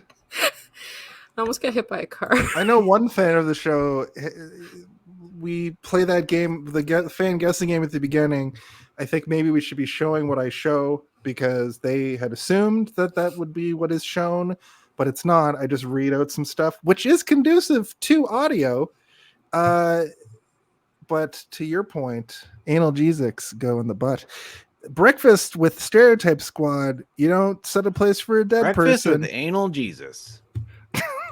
So we got to talk about the grandpa. I think his name is George. Well, I just wanted to point out that you're right, Steve. Tommy Jarvis attitude adjusts the class clown guy through a fucking table. You know what And though? I was really happy when he did that because the class clown guy, he's like one of those like Ken doll handsome, acting like a dickhead. Everybody's laughing at what he did, even though it's not funny at all. Like it's just like the Class clown. no thought mentality. put behind this joke. That was the Stupid. thing that stressed me out the most in this entire movie was him being like, it's a joke, like scaring a poor boy who's only been there for 30 minutes. I think that's called gaslighting. Moida. Is What it? When you do some horrible shit to somebody and say it's just a joke. No, that's not gaslighting. I think it's an element of gas. I think it could be considered a gaslight. People use that so liberally these Listen. days. Yeah. Listen. No, I don't think you're wrong. You're I really crazy don't for think you're wrong. saying that to Oh, me. I did. So I did. Now that's gaslighting. Now that's gaslighting. No, you were gaslighting me when you were like pretending that you didn't ask me to watch a movie in 10 hours and that it was my fault. I framed it different on Instagram, and then I had to get to you faster. Okay. Oh, I did rewind a part of this movie. When Which part? the rabbit shows up in the woods and scares the person, I wanted to see the rabbit a couple times, so I rewound it I and don't watched the remember that rabbit. part. There was a bunny rabbit. Wait. I do remember also Bunny. rewound the kitty part because I was like, did they throw that cat? Like, My in brain, Yeah. there. my brain is so rotted out that when you said the bunny rabbit scares a person, my brain conjured the image from one of the Last of Us video games where a rabbit gets shot by an arrow and somebody on Twitch reacting, going, that was what my brain brought up instead of the actual footage from this movie, which I told you my brain refuses to store this movie in it. Anytime I try, it's like, no, you're not allowed. We have other important information like how to use chopsticks and a fork, because if you try and remember this movie, you'll forget how to use those things as punishment. This movie single-handedly pushed chopsticks out of your head, or attempted to. And a fork. and a fork. I wouldn't know I how to can't do eat forks anymore. now I'd be because eating with Tommy bare hand. Jarvis is Jason. I'd have to eat with a giant wooden spoon like Junior or whatever it does in this movie. Are we still in the first 15 minutes of the movie? No, we're almost Don't to the worry. These second movies page. usually we get to the end and then it's like, okay, and then it's over because it's just a montage of people getting murdered. Yeah, we've covered a lot of this stuff, so we can kind of glaze over it. They which do my start eyes have murdering gone. them much faster at the end. That's Over the- how that's these movies true. always end, is like a crazy, like mixtape of death where it's just like, oh, one. We're This getting one there. even more so than some of the other ones. We go to Redneck's house. This is where we get the great line: "You dildo, eat your fucking slop." We're not going to talk about Grandpa and how sweet he is and Okay. kind and nice. Like he's Right. like, all right, go call everyone for breakfast, and then Reggie goes to the door and goes, "Yo, breakfast is ready." And I Grandpa's could have done that Yeah, myself. But he doesn't yell at Reggie for saying that. He just No, kind of he just walks says away it to and himself. quietly says it to himself. Yeah, like I could have done that. And like it's one of those moments where you're like, oh, this character is probably going to be so like nice and funny throughout the movie, and then you just never see him again until his corpse Until he flies gets thrown through a window. Yeah. Yeah. Yeah. Which, Yeah. as Jason was saying earlier, the end of this movie it's basically like a like those CDs from the 90s, like now that's what you call music or whatever. It's just like the best of all the other movies previous to this. They do every gag. They even set it in similar ways. Like they're like, now there's going to be a thunderstorm out of nowhere. Now we're going to put it in a barn. And it's like everything is from the ends of those movies In all the- sort of mashed into one thing. X-ray. They were saying this is a callback to this movie. Yes. Yeah. That's what I Yep. was saying earlier in the movie was. too, where the kills That's are all what references. Steven, yeah. The stab up through the bed, I think he does it in the first one, and then in like There's an arrow that goes through Kevin Bacon's neck Yeah. in the first movie. I think he kills somebody through a bed with a knife as well. So was Jason not the killer in the first movie? No, Pamela Voorhees was his mom. Okay, because in the it's that this is the second movie in which he's not the killer, which is Yeah. also the first movie, and I went, I didn't know that. Yeah, it's his mom because Jason drowns As a little boy, boy, and then in the Little second wee movie, lad. and then Pamela gets her head chopped off at the end of the first movie. Second movie, Jason is the killer with a bag on his head, and it's not until the third movie that we get hockey mask Jason, which lives on to this day. And the fourth movie is where Jason is killed, but every movie he dies in some This movie way. also has two fully realized like iconic versions of Jason. We get in the very opening scene, we see the version of Jason that we know like in our heads, where he's got like mangled clothes, he's got the chop in his head, and then when imposter Jason shows up, he's got the jumpsuit and like the pristine mask. Yeah. So there's a lot going on in this movie, despite how fucking bad it is. It is an iconic moment for the fashion of it all, which is a new segment we're doing here on Hey Did You See This One called the fashion of it all. Fashion. It's time Turn for to the left. fashion. No, it's fashion. Fashion. Fascination. Also, that image that I have drawn of Jason, I think, is from this movie. I'm pretty Exactly. sure it is from this movie. If you all know it, it's on our timer. Jumpsuit. Yeah. Oh wait, no, it isn't. It's red. Uh-oh. I lied. What a I lie lied. you've told. I'm a But liar. look at that transition. Look how fucking seamless that was. I know. I'm in control now. We almost didn't do this tonight. We almost had to set up my dumb Zoom daisy chain nonsense bullshit. never We're again. so entranced. This is going to be, is that a word? Enthralled? You know, I'm Entranced. going to mute myself. and Carry on. entranced. Don't worry, I say words that don't exist sometimes. It's You great. dildo, eat your fucking slop. You big dildo.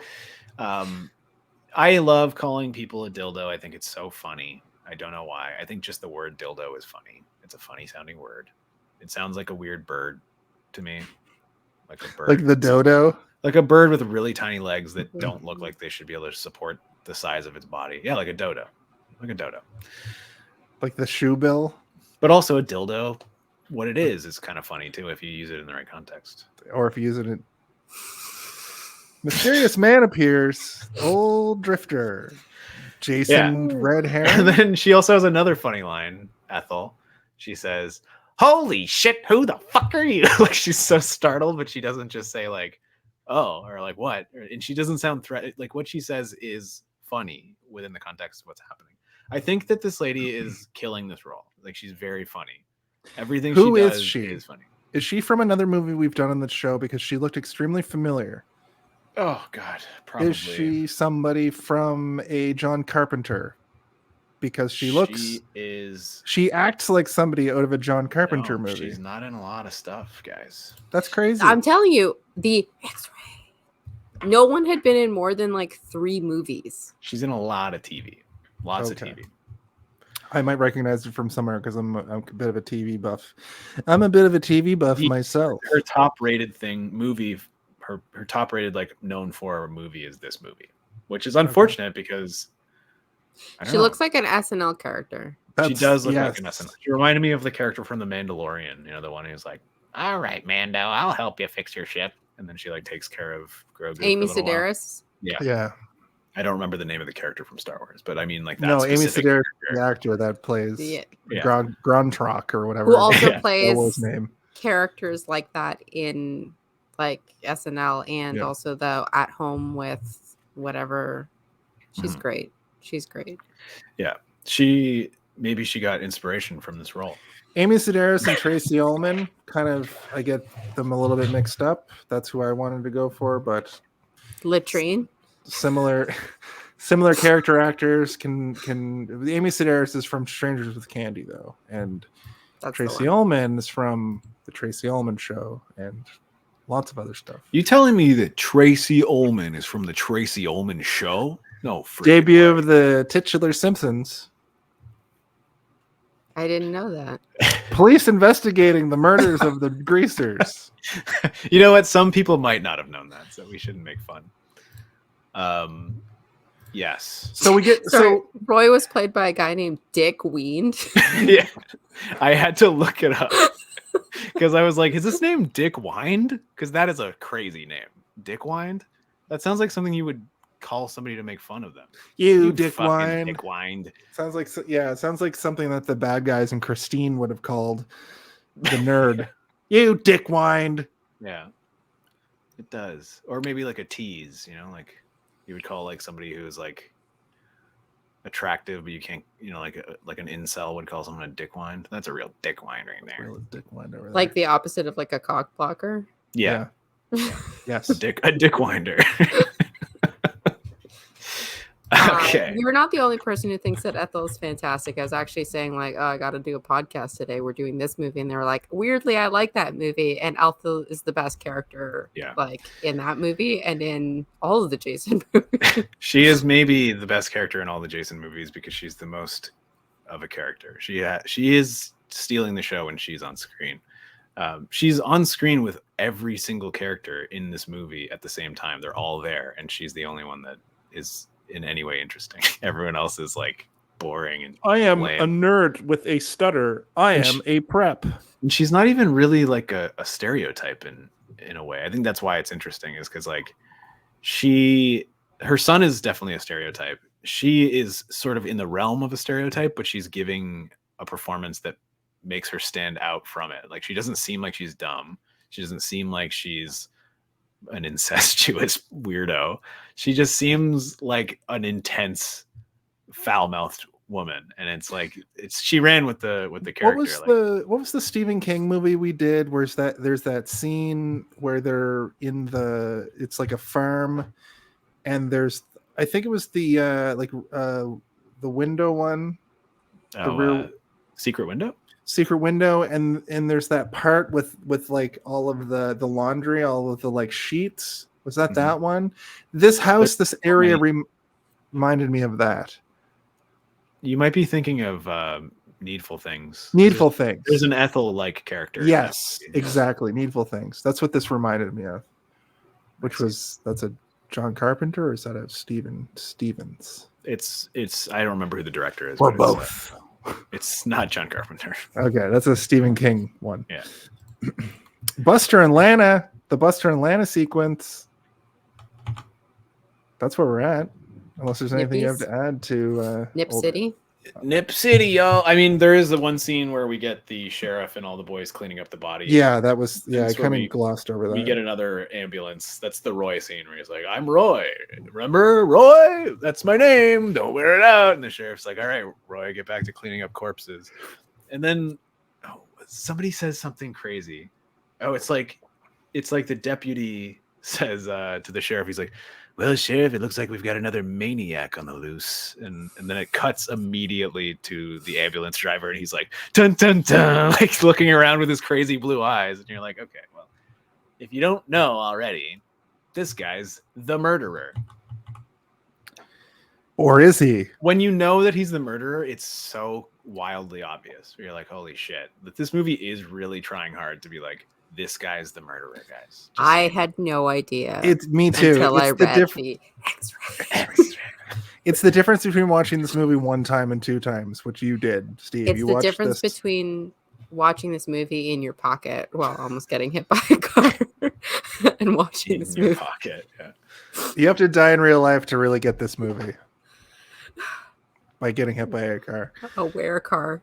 It's Wear just car. a jerk in a giant car. You know, those like it was some kind of like not a city car. It was like a Jeep thing, and he was making a left turn off of a small street. So he was looking over at like oncoming traffic to see if he could make the turn. And little Noel, wheel with my corgi legs, just like going through the tall grass. Like there's a stop sign there. You need to stop. He's looking over me, doesn't see me at all. I'm like, surely this car will stop, and then I have to like. Out of the way. So stupid. I hate And you got hit by that car, and don't call me Shirley. I had a similar thing today where I was crossing the street, and I always just cross because fuck you. I have the right of way. I have the crossing sign. And damned if you do, this guy took a right and almost fucking took me out. And I had that same like, you son of a bitch. But the thing is I stalked him a little bit. I stalked him up the road, and I followed the car a little bit, and I kept looking at him, and he wouldn't look at me. So this guy yelled sorry when he actually saw me. Jason walking down the street. Oh, Jesus Christ. Jason, why? Is this a Final Destination moment? I do a little bit of a Jason like gait when I'm walking. Because I'm a professional wrestler everywhere I go, like because I'm listening to music and I'm like, dun, dun, dun, dun, dun. And I definitely had that like, what if I get into a screaming fist fight with this guy? Full fantasy. I would never fist fight anybody. I'm a. All right, tough. Okay. Guy. Let's talk about the movie. Buster and Lana. Buster and Lana goes by pretty quick. I immediately wrote they're gonna die because who pulls their tits out into a mirror and they film it for the sole purpose of them just getting changed in a washroom? She says something about like it's time to party, shoot booby time or something. Yeah. I can't remember what she says, but she says something weird when she rips her shirt open. And Buster's out in the this car. Character like, played by lines. Angela from The Office. And then she goes to the orderly from the beginning of the movie, which is the guy who dropped off Tommy, who is dressed like a Spetsnaz warrior, I suppose. He's got that thin black and white t-shirt on underneath his cool leather jacket. And, you know, he starts doing drugs, which is usually in these types of movies, or specifically the Jason movies, as soon as you do drugs on screen, it's a death sentence. And also showing your boobs as well. So every time someone was about to show their boobs in the movie, I'm like, don't do it, you're gonna die. Like when he's talking about the weather and he's like, it's mountainous in this region, so there's going to be a strong overcast and also a chance of flurries up your nose. And then he rips a line, and then we all went. And we get a cat. That's when we get the cat jump scare, which actually was the only thing in this movie that made me go, huh, for a sec. Yeah, because I was like, did they hurt the cat? Because I don't put it past this production to injure an animal. No, I don't know if you know this about the very first Friday the 13th movie, but in that movie, there's a snake that gets chopped in half. And there was supposed to be a prosthetic snake that gets chopped in half. But nope, they chopped a real snake in half and filmed it. So and the snake handler was upset. Yes, that's their snake. That's his friend. His bread and butter. Also, I don't think it's called a snake handler. Sounds animal like wrangler. There was probably a snake handler on this production. Snake Noel. Your title. I've titillated. It's been there forever. You didn't see that? Just noticed.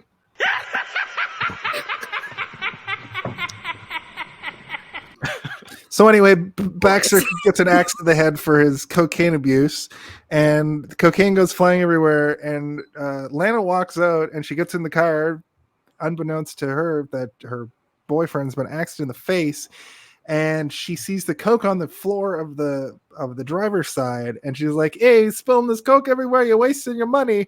She licks a little bit, and then she goes to do a line and says, tasty, which I'm pretty sure cocaine does not taste good. No, I don't know what cocaine tastes like, but it tastes exactly like if you were to crush up an Advil and taste the Advil. I never tasted crushed it up an Advil and tasted it. I like that, but I don't know what it tastes like. So, like the outside tastes like candy. That's not what cocaine tastes like. Not that I know. It tastes like kind of like more chemically. Not that I know. Chemically Advil. Is the word you're looking for bitter? Yep. Yep. She gets axed also. She gets chopped in the guts, and we fade out. And I think that's the end of Act 1. I just want to ask you guys, do you know what impression the orderly was doing? Like he's like, no, he does like a like he's doing some sort of like, I don't know, like Ed Sullivan. I'm not even sure if that's a correct. Like he's clearly doing an impression. Of Jerry Lewis. It didn't sound like Jerry. I know who Jerry Lewis is, but he was doing some sort of like, and then it goes up your nose.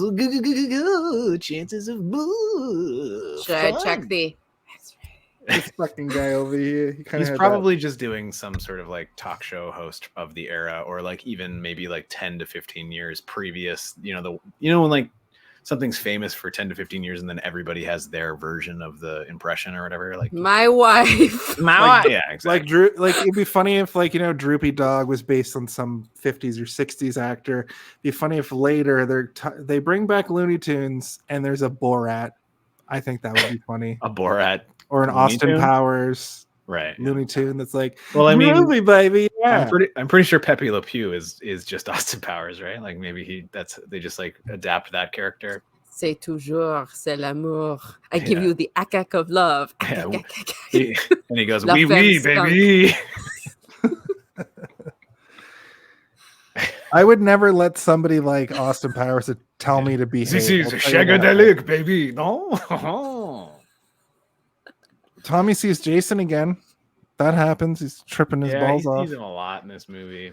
There's also how many lines does he have in this movie? I was gonna count because I'm pretty sure it's less than the amount of people that get killed. The film was originally written to have Corey Feldman as the star. Oh, sorry. I'm just gonna read the trivia out intermittently. Right. Jokes. So Corey Feldman, was supposed to be in the movie, but they had to change it because he couldn't do it because of The Goonies, which he was filming at the same time. Which The Goonies, a real movie, an actual movie with, an actual budget, a story. Sean Astin. Do you know who I'm gonna go see this weekend, or maybe not this weekend? Dominic Monaghan and Billy Boyd. I saw it. It's 3 hours long. It's very good. Flies by. 3 Usually when you say the length first, I do that on purpose. It's they send you. No, they send it to you. They say like, just so you know, it's 60 minutes. 2 hours and 58 minutes or whatever. Like 4 days before your show. That's why when we were going to the show, I was like, I just got reminded by Mervish that we're going to the thing. Also interesting to call back to last week. I forget if I mentioned this, but Billy Boyd plays the doll in Seed of Chucky. He does. And I wanted to bring that up, and I forgot if I did or not. I think that I did. Maybe I didn't. Who knows? We brought it up on the episode. I think that I did. I think that I meant to tell that to Madison, my wife, and still haven't told her. My wife. It'd be weird if we didn't bring it up on the episode that he was in the movie. That's true. We did. I remember doing it. Can you please tell me who the guy in the suit is? Is he the police commissioner? He's the mayor. Is he the mayor? I had the same reaction to that. Who is this guy? I was watching the scene and they do not establish that he's the mayor right away. So I'm like, is this the mayor? Or is he like, I don't know, like a rich guy who owns... Well, he's like, I'll have your badge and your gun kind of vibe. I was like, he's a man in power, and I moved on. Yeah. Yeah. He's him and Bill Pullman and like a stand-up comedian from the late 80s are arguing in the sheriff's office. And Bill Pullman? I don't know, the mayor kind of looks like Bill Pullman a little bit. Just a little bit. Like a thicker Pullman's Pullman. much better looking. Yeah, like Bill Pullman if he wasn't more attractive. Like Bill Pullman now. He looks like Bill Pullman now. Current Is Bill era Pullman Bill Pullman. dead? No. Bill Pullman's the guy from the Independence Day, right? Yeah. Doesn't he play the And A president? League of Their Own. Sure. Yeah. No, isn't that Tom Hanks? And isn't it called A League of Their Own? I said A League of Their Own. Only I stumbled and mumbled. In A League of Their Own. is what I No, heard. his I also called it on Independence Day. So. Gina Davis's husband, the reason that she quits baseball. Wasn't that Oh, Bill Pullman? Vagina Davis. For a movie podcast, we're really struggling right now. That's true. Some She has an institute for women in movies not being treated bad and film history.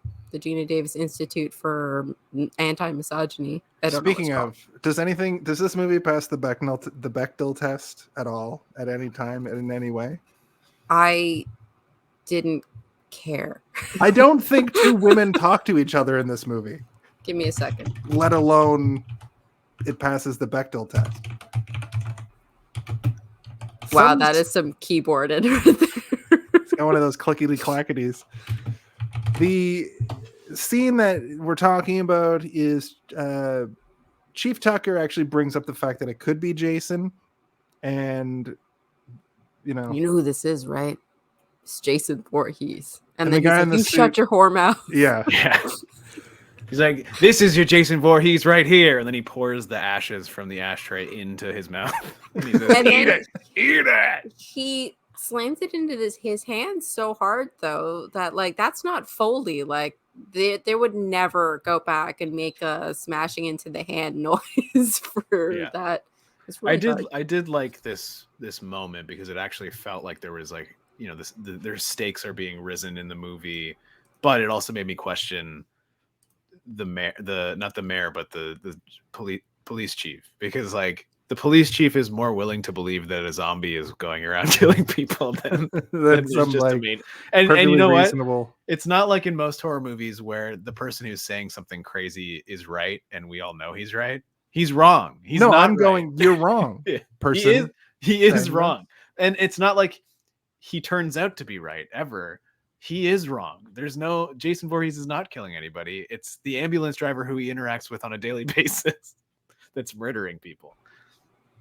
I'd like to point out that the next scene is I wrote Eddie, and I don't know if we ever got his sex pot girlfriend's name. I wrote Big Boobs because that was a quality that she had. And this is the scene where they bang. And I think this is one of the remnants of the pornography that was left in the film, you know? Who put that there? That was you, Jason. Oh. But it was very tastefully shot. It wasn't. It was kind of a weird, off-putting sex scene in a movie, which, you know, horror I movies skipped over it. have them all the time. Well, like I said before, the director was credited as calling this movie essentially a porno. So I assume that this was probably a lot longer and a lot. Yeah, like what So- did this like? Did they show stuff? Like what was this scene? Well, that's That- he that- said you wouldn't believe the things that they cut. So let's just not worry about So it. her Just name imagine is- a porno. Deborah Voorhees. That's what The that's what the actress? actor's name. Yeah, her Yeah. name is Deborah Voorhees. Yeah. Yeah. Oh, And no. in a 2013 interview, she revealed that her nudity in this film got her fired as a teacher at two schools years later. Years later. Holy Yeah. shit. At one high school, some boys got hold of her topless images from the film and text messaged them around the school. What? When did she get like fired? 20 years later. I That's guess so. crazy. Wait a sec, Deborah Voorhees. What? Jason's looking it up now. And he's like, Debbie. and he's like, "Auga! Holy moly, Deborah Voorhees!" Wow.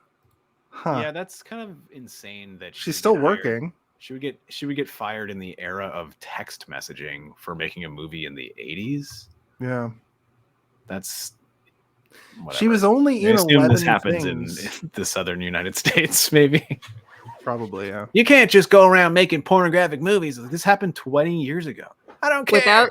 Without counting the laughing or yelling, the Tommy Jarvis character has only 24 words throughout the entire film. Words. Wow. See, I was like, I knew it was very short in the amount of words that I was gonna make a joke that you could probably count them on your fingers and toes in my outro. I was not off by that many. Nice. No. So Shockingly close. this is the scene If where you had one more of each, you'd be right on the money. this is the scene where the Drifter Man is watching from the bushes, and then he gets stabbed in the gut. Jason cuts Deborah Voorhees's face with shears. No, he sticks them through the eye holes. Yeah. Well, it also looked like he went. And I got like he just shoved him into the. She's cut across here too. But you know, it would be great if they spent more time on the budget for it's true. The special Deborah effects. Voorhees won a Texas Best Body Contest when she was 19. Who hasn't, though, in this So day it was and age? Texas, I was right. The thing that I liked about this sequence, though, is the kill with Eddie was actually one of the most innovative kills I've seen in a horror movie. He's pulled against a tree, and like some sort of like leather belt thing is wrapped around his like eyes, and Jason is just like twisting it with a piece of wood. I think it's his belt. He twists it one way and then twists it another way afterwards. Jeez, no! Stop ruining the fantasy. You're poisoning the well. How it just attached. Yeah. Like he just went like that and it just like locked itself. Yeah. Listen, this ambulance driver has been practicing for a long time.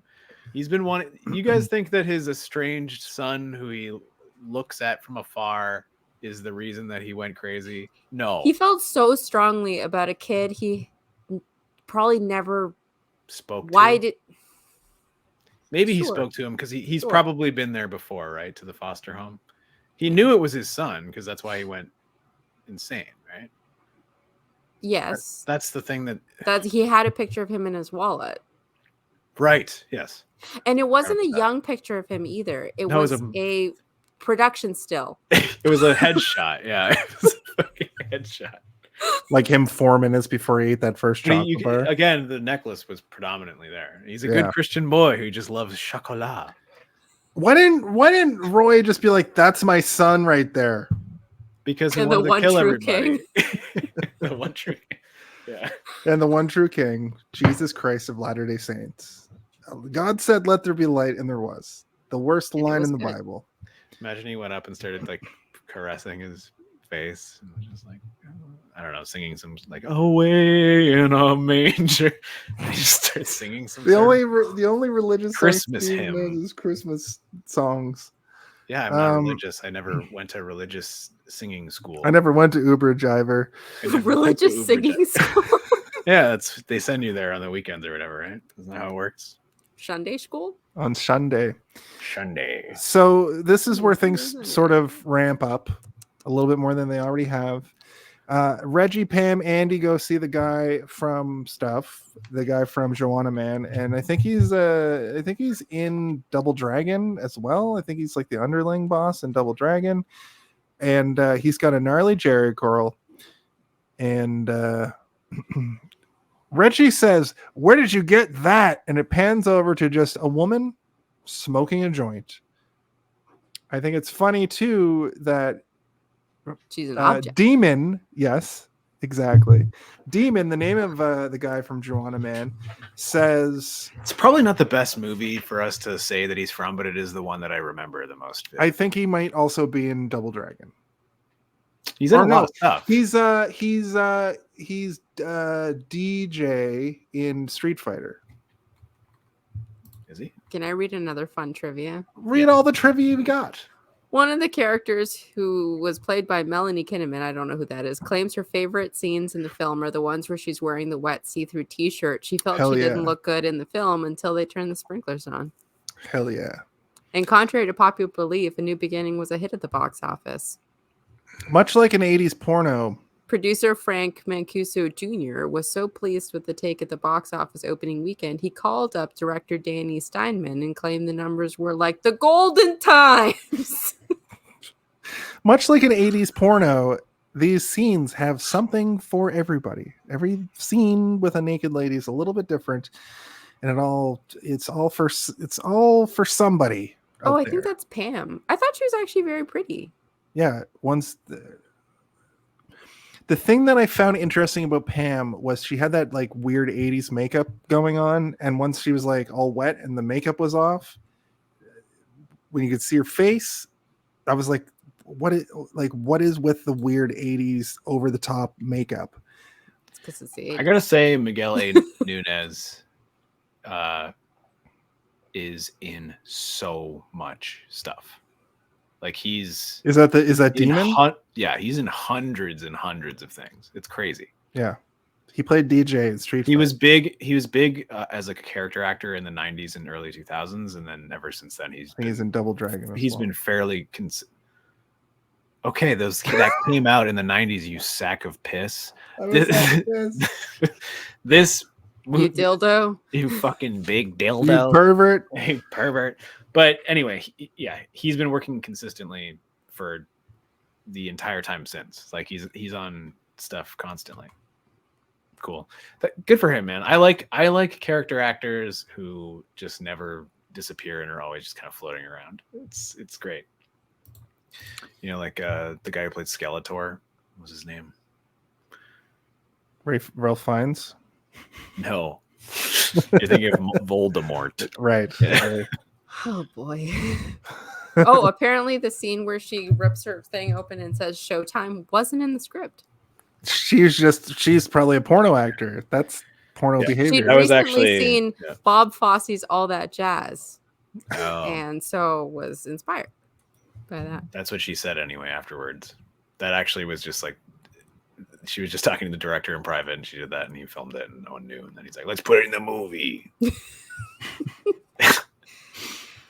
And then they did cocaine together until the sun rose. Where did you get that? I said that already, but Reggie also talks about how Pam is his girlfriend, and I wouldn't have noted this, but it gets a little weird at the end of the movie where she just keeps hugging him over and over and cradling his head to her breast. And I get that they went through a traumatic experience, which we'll talk about. He's here a child, and she's comforting him. Jason, chill out, you pervert. Yeah. Okay, relax. Anyway, it's a means to an end. Redneck shows up. Tommy shows up. They fight each other. The Redneck Junior is basically like, "You people are not supposed to leave the person house, and got to go back." And Tommy's like, he threatens Tommy, and this is what Tommy says. Nothing. And then Tommy turns into a Tekken 2 character and starts beating the shit out of him. Again, it's crazy. Just kicks the shit out of him with actual kung fu. It's crazy. It's amazing. Pam and Reggie, Tommy runs off. Pam and Reggie chase them. Jerry Curl guy is what I wrote. His name's Demon, and his girlfriend, I think I wrote her name down later. They go to the outhouse because he's had so many enchiladas that he's got to go to the outhouse. These damn enchiladas! She's playing a funny game where, she shakes the outhouse while he's pooping. Go, ooh, baby, ooh, baby, ooh, baby, ooh, baby. Anita is her name. I wrote down, hey, baby, let's improv a weird song while I shit, baby. Anita gets axed, and all we hear is like a little yelp, and he's like, "Hey, what's going on out there?" And then the thing shakes again. Did you notice that Demon didn't wipe? I know it's a movie, but he didn't. That was the first thing I noticed. Like, dude, at least get to my wiping. It's a horrible diarrhea shit too. Like, come on, Demon. Maybe that's why they call him Demon. Because he just ruins an outhouse. Refuses to wipe, just like a demon. And then he's a shit demon. He's a shit demon. We get one of the weirdest kills I've seen in a horror movie, where I wish this had gone on for a little bit longer, where Jason is skewering the outhouse with a pike, and it's going through, and he's dodging them. I wish the scene had gone on for longer, but he gets skewered in the knee and then finally stabbed in the gut.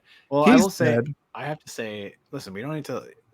Okay, this performance of him dying is the most legitimate performance in the entire movie. This man is He's crying and tearing up, and he's legitimately looks frightened. Every other person is just a quick scream and a hack to the camera.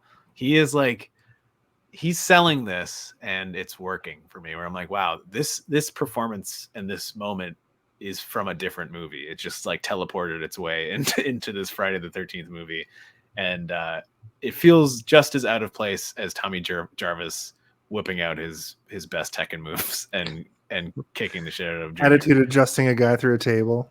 It's like this weird jigsaw puzzle where all the pieces don't quite fit together, but you're like forcing them, smashing them on the table to fit together.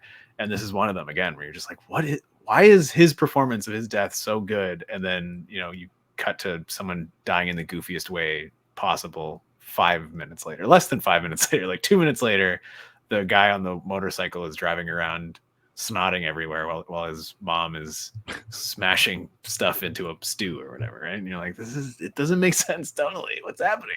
Which is coming up. By the same thing multiple times. Mm-hmm. So Pam and Reggie make it back to the house. They kind of discuss what happened, what they just witnessed, which was Tommy Jarvis running into the darkness, and I guess they just kind of left Demon and Anita for dead.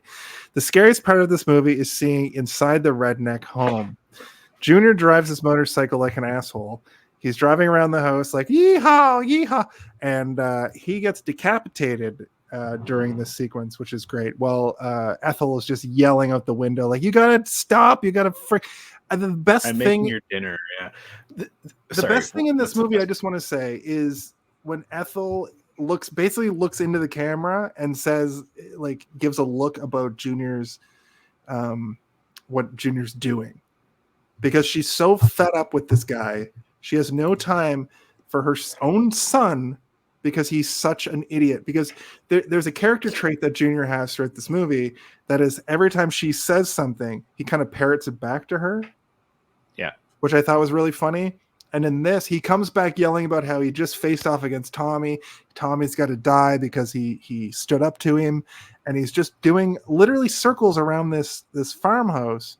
And Jason comes out of nowhere and cuts his head off. Yeah, I think, in a better movie, this sequence would have maybe been powerful. Happen? Oh, sorry. Well, it doesn't happen, but maybe it would have been more powerful and it would have made more sense, right? For this character who is like, doesn't have any original thoughts, doesn't ever say anything to his mother, anything that his mother says to him is always repeated.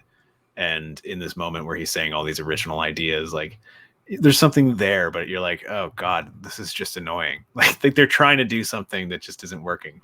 And it's the same as like setting up all these breadcrumbs and never fully having it pay off. It's like, it'll be more powerful the more times we make him circle around, and we'll have him saying all this dialogue, and we'll show him snotting and crying and giving like a half decent performance in what it is that's happening. But like, it comes off as grating and annoying. You're like, I cannot wait for this guy to die. Like he's gonna die any second now. Please. Maybe they wanted us to want him to die.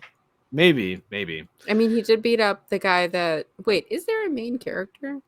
I mean, Tommy is there supposed a to be character? Tommy Jarvis, I guess. I know, but like, is there a character that we're supposed to feel anything about? I only felt something for George, Grandpa George, the chef. My favorite Ethel scene was when she's talking to the turkey and she's like, I'm going to cut you up into pieces. Right. Yeah. Well, I mean, what Ethel happens, is the best character, but George is the character I cared about. And George. Guess what happens to Ethel literally for all of her work in this film? Boring dad. Jason smashes through the fucking window in front of her and chops her directly in the face.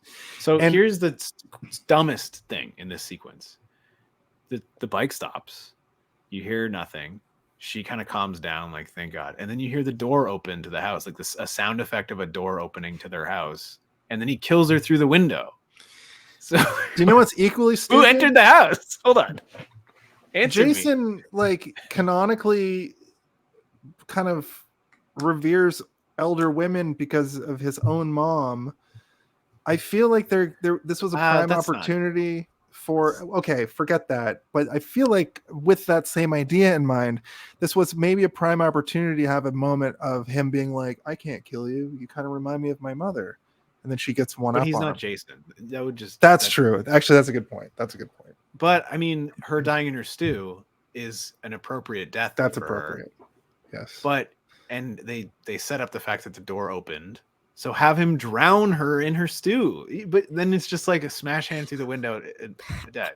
I think people just had to die too quickly. That's true. And this next scene proves that, because the next scene is Robin and Jake on the couch, the nerd and the prep on the couch. And in the last movie, there's a great similar sequence where the nerd and his buddy are watching a porno on a. But it's like an old porno, like from right? like the black and white era, where it's But, like it's just like women showing their breasts or yeah. whatever. Jason comes in though, and he corkscrews the nerd in the face, and it's like a whole thing, like it's a whole moment. But in this, through the hand, and then he chops him in the face with a cleaver. And then much better cleaver death than anything that happens in this movie. Stabs his buddy through the screen, through the projection screen. They do a lot of proper setup and payoff for everything in the environment. But in this, Jason, we just get Jason's arm go up with a cleaver or with the machete, and then we see later that Jake's face got cut. It's like this is what I'm saying, how the deaths are less impactful because we don't really see what happens. There's too many of them, and you don't see what happens, and they don't put any time into the special effects. But there's more gore almost, because they just show like a gruesome scene a lot of times in this. Like they show a lot more aftermath of things happening. In fact, when Junior's head gets cut off, we see a head roll down the driveway. Like it's weird, but it's not as impactful, I guess, overall, because it's... Well, I mean, so Crispin Glover in the fourth movie getting a corkscrew through the hand. That's right, Crispin Glover. He says like, "Hey, where's the corkscrew?" or whatever, and then as a response to that, he gets a corkscrew through the hand, and then Creepy Thin Man. Yes, Creepy Thin Man from Back to the Future and the Charlie's Angels movies, and we all know him from when he tried to kick what's his name in the face. Late night host. Which one was it? Oh, David Letterman. Banned from the David Letterman show because he went on. He went on David Letterman, famously went on David Letterman on acid and acted like a lunatic. I don't know how true all of this is. It's like there are alleged details that maybe were like inflamed over the years by Speaking of, I'm not sure how true this is, but do you know why this director didn't do anything after this? He got into a terrible bicycle accident and was never the same again. Bicycle? Like a human powered bicycle or a motorcycle? It didn't say motor. Right. Do you know what's interesting about Brett the Hitman Hart? The Brett the Hitman Hart. So the whole thing used the to Heart be Man? The Heart Man, the Hitman. Bret Hart had a stroke while he was driving a bike, and people just assumed that he was on a motorcycle. He was driving a bicycle and had a stroke and crashed. You can't drive a bicycle. Yeah, I feel like you would just ride it, not drive it. But anyway, I would accept pilot it. He piloted a bicycle to his own stroke. Nope. That sucks. Well, that's unfortunate for the Hitman. Yeah, he was never the same again. And he went on to direct several successful And he went on to projects. hate Bill Goldberg. Robin goes to bed fully topless. We already talked about this. Listen, there are plenty of people who go to sleep topless. That's not I'm pretty sure that like a lot of people don't want to wear a bra to bed. Like that's not comfortable. Okay, hold a shirt. Hold on. Whoa. Don't want to wear a bra to bed. You mean like the cage of wires that like will actually make your arms fall asleep when you're like your torso goes numb if you fall asleep. That's not what I'm saying. And it crawls up, strangles. My point is that she went to bed in a perfectly framed way to have her breasts showing the whole time. I mean, it is a movie, so they framed as though a porn director had been filming it the whole time. She sees Jake in her bed, and Jason does his fave up through the bed kill from underneath. Oh, what's he gonna write? Male gaze. Oh no. Movie man, porno behavior, male gaze. It's the tree. Perfect. It's the Triforce of hatred. Yeah. So then Violet's doing the robot in her room. She's popping and locking it like nobody's business. Reminds me of that scene in Always Sunny. If you guys aren't familiar with Always Sunny, there's a scene where Charlie basically teaches Dennis how to huff paint. And there's this great scene where Dennis is just watching Charlie like pop and lock, and he does this move where he like pantomimes plucking out Dennis's eyes and eats them and goes, and it's very funny. It's very funny. That's what this whole sequence reminded me of. It goes on for way too long. In the song, yep. Rules, as I already talked about. A man with no life in his eyes. And Jason comes in and fucking strangles her up against the wall and stabs her in the gut. I wonder if there was an alternative death to this scene. Yeah, Jason pulls her shirt off. That's, you know, like, it seems like maybe that something like that might have happened. Because, like, it's kind of, even though it's one of the more impressive practical effects, because they're actually sticking a knife into something and filming it, and there's a reaction, it's not exciting. It's just kind of like you're waiting, and the dancing is more interesting than what's happening in the actual scene when it comes to the murder. You know, the murder is supposed to be the highlight, not the pop and lock, because I was like, damn, she's doing it. She is popping and locking, and I thought it would be much lower quality popping and locking, and it was not. Especially no, when actually pretty good. I think Jake went up there to, I don't know if he went up there to talk or if he was just like, can we have sexual relations or whatever? Because that was my theory, that he struck out right? with Robin. He was like, maybe Violet wants to bang out.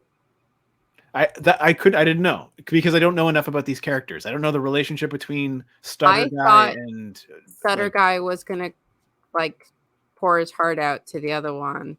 That's what I was thinking too, but then there's also a part of me that's like, maybe there's a script where like she's the easy one in the house who always wants to fuck or something. Yeah, maybe in the porno version he bangs Robin, but we don't know. That's the thing, is we Violet. don't know about any of these characters enough to ever make an informed call about what the conversation could be, because he dies before he even like has a chance to speak to her, because she's dancing and holding a magazine at the same time. Wait. He leaves. And I'm like, can't wait for what? Like, what are you doing? They didn't have TikTok in 1985. They had magazines. Yeah, I'm in the middle of something. I'm popping and locking, and I'm reading a magazine at the same time. You're changing that, right, Noel? Am I tripping? I'm writing all of the things Bill Pullman was in. This is where I would theorize that it's possible that Reggie would be the final girl. He finds all the teens dead. I think that's everyone at this point. I think everybody's dead except Andy.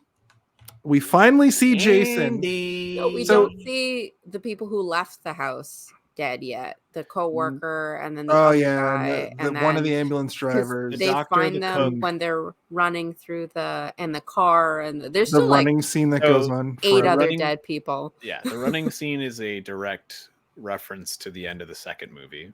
And like this whole end bit is just the end of all of the other more successful and better Jason movies piled on top of each other in a weird way, with a few new things added in, but like not new enough or cool enough for them to in any way outweigh the other movies. So we don't get a name. Lazy is what it does feel like. We don't get a name drop in this film, but we actually see in the flesh Jason at like an hour and 10 minutes, which I think is insane.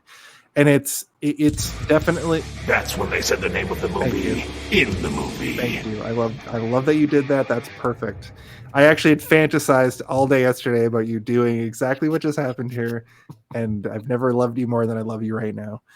That said, it's crazy to me that we don't actually see Jason in any of this movie except for in the fantasy version of Jason in Andy's like, mirrors and stuff till this point. But when we do finally see him, he looks wrong. He looks wrong, right? Jason? Because he is wrong. He is. He has those crazy blue eyes, which I've the blue on his about earlier. The blue streaks here instead of the red like horns. Well, yeah, the mask behind you is accurate on Yeah. your background. These ones point down. They made something slightly different to again hint to the audience. There's some weird intelligent moves like in story, like visual storytelling in this Something movie. tells me that the director didn't have a lot of decision No. making when it came to the actual intelligent decision. I think all the intelligent stuff came from the script and the script writers and this weird coke addict porn director was just like, fuck it, I don't know, show the girls' tits more. That's actually how I feel. I mean, listen, there's just like the whole screen again. There is a documentary that we've mentioned a few times on this podcast that's called Friday the 13th Memoirs from Crystal Lake, I believe is the title of it. It's a long title, but it's a very good. Has a heart out in 2 minutes, so you gotta. It's a very good. It's a very good documentary, and there is an extended portion of that deals with this movie. And if you want to see all of the harsh, gross realities of how this movie was made, I recommend watching that documentary. It's very good. They don't focus too much on this movie, but they do go into pretty dark depths when it comes to the realities of working with this specific director and what he would do on set. And it's gross. It's not great. And it spans so many years and so many different directors and so many different like iterations. It's not like a Chucky where it's just like Don Mancini writing his vision every time. Yeah. Well, you know every one of these movies is different. You know the audio clip that we play where it's like, all right, let's shoot this piece of shit. That's this. That's the guy. That's what he is. That's the kind of director that he is. We rolling. Yeah, we rolling right now. Oh, you just fucked on camera. No, actually, the camera wasn't rolling. That was just two people having sex in a studio. Yeah. Fuck it, I love it. He's like, oh yeah, I forgot. I told them they were allowed to do that. Also, I'm naked, just like Paul Verhoeven. Yeah, I'm a real Paul Verhoeven over here. I mean, I lots of words, Noel over here. Because I'm just astounded that Bill Pullman was in Cagney and Lacey. Like the original? Waters. I've seen Dark Waters. That's what they called me in high school when I was in my emo period. Ayo. Oh my god, do you know who was on the Tracy Ullman show other than Tracy Ullman? Bill Pullman. There we go. I kind of look like Bill Pullman if you squint. But also when Jason first appears, like for real in this movie, he does explode through a door, which was fucking amazing. Well, they've set a precedent now in these movies from the last movie that Jason is no longer allowed to just open doors normally. Yes. He has to explode through them. But what's great is in just a minute from now, after Pam and Reggie find Matt and the other ambulance driver also dead, Jason's in hot pursuit of them. And we see Matt railroad Spike to a tree. A lot of running. Pam and Reggie make it into a house. Jason does his favorite thing that he did in, I believe, the last movie. He throws a guy through a fucking window. Yeah. Again. But it's not nearly as good as the toss in the fourth. This is the thing that annoys the hell out of me, is that this movie had a very large budget considering what was produced. Considering the actors that they had in it, considering, the cinematography, the locations, and all of that stuff, they had a lot of money to deal with things like this. And the body being thrown through the window in the fourth movie is one of my favorite shots in any Friday the 13th movie, because the way it's framed, you're so sure that the door is going to open and then the window explodes and a corpse flies through the window. Like, that's what's good about it. In this, it's just like, someone flew through the window. Startled, aren't you? And you're like, oh, well, it was way better in the other movie because, they set up anticipation, and I was feeling something about the door, and I was scared that the door was going to open and then the window exploded and a guy flew through. This movie, no, they don't know the magic. They don't understand the magic, and they're not trying to utilize it, even though they're pulling from these things that already exist. They could have even used it as a storyboard if they wanted to, and found a way to make those same magical moments happen. They didn't. They could have made a movie, you mean? They could have made a movie, yeah, but they decided to make a porno. This is a porno. You know how in the United States you can't call it chocolate bar it's a candy bar because of some sort of, I don't know if this is Because fake it's not news, real but chocolate or whatever. Yeah. yeah, can you still call this a movie? It's mean, a you porno with definitely- one sex scene. The thing is that like we even have like, what do you call a film? What do you call a movie? And this is like below both of them somehow. Flim. Oh, do you want to know what the difference between a film and a movie is here on Hey, Did You See This One? No. Based on my own metric. Well, you see, this is a film because it doesn't have a car chase. It doesn't have an explosion.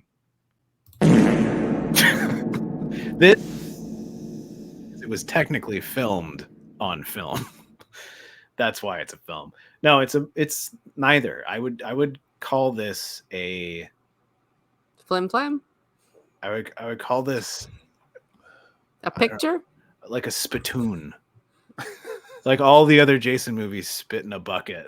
this is Oof. what was left over after. Speaking Okay. of, You guys can talk. I'm gonna try and think of what this is. Okay. as Pam is about to buy the farm when they're running away, Reggie blasts out of a barn with a fucking plow, like a backhoe, and smashes right into him. But of course, he's not dead. They walk over to him and just stare at him like crying for like a solid minute, and then Jason's like, grab the foot of Reggie, and Does into anyone recall if they ever established that there was a barn anywhere I don't know. earlier in the movie? I don't. I don't think so. To the point that I was like, oh, were they at that place from Friday the 13th Part 3 the whole time? Well, they are. How did you near know that was Crystal- there? They are near Crystal Lake because Jason Voorhees is the local legend, so we know I that. guess there's that like Ethel lives on a farm-ish thing. Like she's got chickens and a whole bunch of stuff. So maybe it's just like farming country. And so you know what? We're doing way too much work for this flim It's true. plan. Why are we doing that? Fucking flim flam. It's true. We do get a chainsaw battle, though. I thought that was pretty interesting. Inside X-ray. the That's a barn. callback. It is a callback, yeah. To which one? The third one. I don't remember. Well, the whole barn ending is the third movie. That's No, I get that, and I knew that, but the chainsaw element was one of there- the guys in the third movie you think is dead. Oh, He shows up and he's like, ah, and he comes out and then he dies immediately. This movie, the name A New Beginning, doesn't make sense since they didn't have a new Jason. well, they did kind of have two new Jasons. I think No, but this was meant to be Tommy becomes Jason. That's it was why like, it's A New forget all Beginning. those good movies. I wouldn't say good. Forget all those Other watchable movies. How about And then this new idea? Yeah, We call so that the new movie idea. doesn't actually, it's like the title doesn't. I think A New Beginning is supposed to be Tommy, like you said, Tommy becomes the new Jason, and then the end of this movie heavily infers that he is now But Jason. then he doesn't, and the movie doesn't make sense. Sorry, the And flim you know what? flam. And you're even more correct when like you move on to the sixth movie when he is he's now a Jason Hunter, where he's like, my whole goal in life is to kill Jason Voorhees, and everyone's like, okay, you're crazy, man. He's been dead for years. Remember the last movie where they talked about incinerating They're his like, nope, corpse? that one doesn't exist. No. We're gonna find out all about that in I'm It's like pretty sure X-Men 3. I'm pretty sure the beginning of the new Doesn't movie exist. is Tommy Jarvis accidentally bringing Jason back to life. With a Is lightning Is there a bolt. new one coming out? I hope so, and I think that the one that came out in 2011 was actually not that bad. I watched it recently, and I was like, this does a serviceable job of making So- what I like about Jason a movie again. So all of these titles don't make any sense because I'm guessing that Friday the 13th, the final chapter, is not the final movie. Well, that was the last movie. No, That's that the was, movie that that was the made one it that so came My out Name before is this one. Jason. Yeah. So this is okay. Okay, so Tommy We're shows just up. winging this like sketch ass. Well, so the thing about Yes, most- and Chucky is the most succinct in terms of storytelling. Give us the laugh. Yeah. Oh yeah. Sorry. Chucky, our good friend, the little doll, is the most succinct. What's it called? Nightmare on Elm Street is kind of up and down when it comes to how it works, but the lore is quite strong throughout, and you kind of understand the rules as early as the end of the second movie. Hello, Hey, it's Space Tim. Cadet. Hello, Tim. Welcome. And the Michael Myers movies have retconned and rebooted and done all sorts of stuff that their lore is kind of messy. And this one, Jason Voorhees, is they didn't figure out their stride until the next movie. The sixth movie is when they really figured out, like, this is what Jason is, this is what we need to keep doing, and this is how we understand the character. It took them fucking 5 movies I would before love they to figured get it out. 6 kicks at the can before I figured it out. But I mean, one of the issues is that there was no sort of like thread tying these things together, right? It was like a Like Star studio Wars. and one guy who like made up the characters, and then a bunch of people just not really giving a shit and being like, well, we're just going to make this for a paycheck. And there was no passion in it, no passion behind it. I think the fourth one, you can argue that Tom Savini came back to be like, I want to kill my monster that I made. Jason Voorhees was my creation, and he's going to die. And I'm going to be the one that kills him in the form of Corey Feldman. And so like, that's why he came back to do it. Whereas the studio was like, no, these movies are still making money. Like, this movie cost about $3 million to make, and it made like 22 million. So it still made a lot of money. And so that's why they didn't stop. You know, we'll just keep making it until it stops. Same with the Saw movies. Same with, you know, like even the Scream movies now are they're starting to do it again. But right? this time though, it's crazy that like franchises didn't go on for this long. That's part of why like people my parents' age were like, he died in that last movie, can't bring it back. A 6th one, a 7th one. Are you insane? Well, it's almost a punchline, right? Like, there's the Leprechaun movies, the Hellraiser movies are wild too. They keep going on and on. There's a space Hellraiser. The Hellraiser is one of like the most serious, fucked up, like psychosexual examination of like perversion and darkness of human nature. And then it just eventually they're like, now he's in space, and you're like, oh, okay, what? Why? I mean, hell is probably in space based on Event Horizon, so it kind of tracks with me. Oh my god, I was talking about Event Horizon earlier today. It's such a good movie. Have you covered it? Oh yeah. Right then.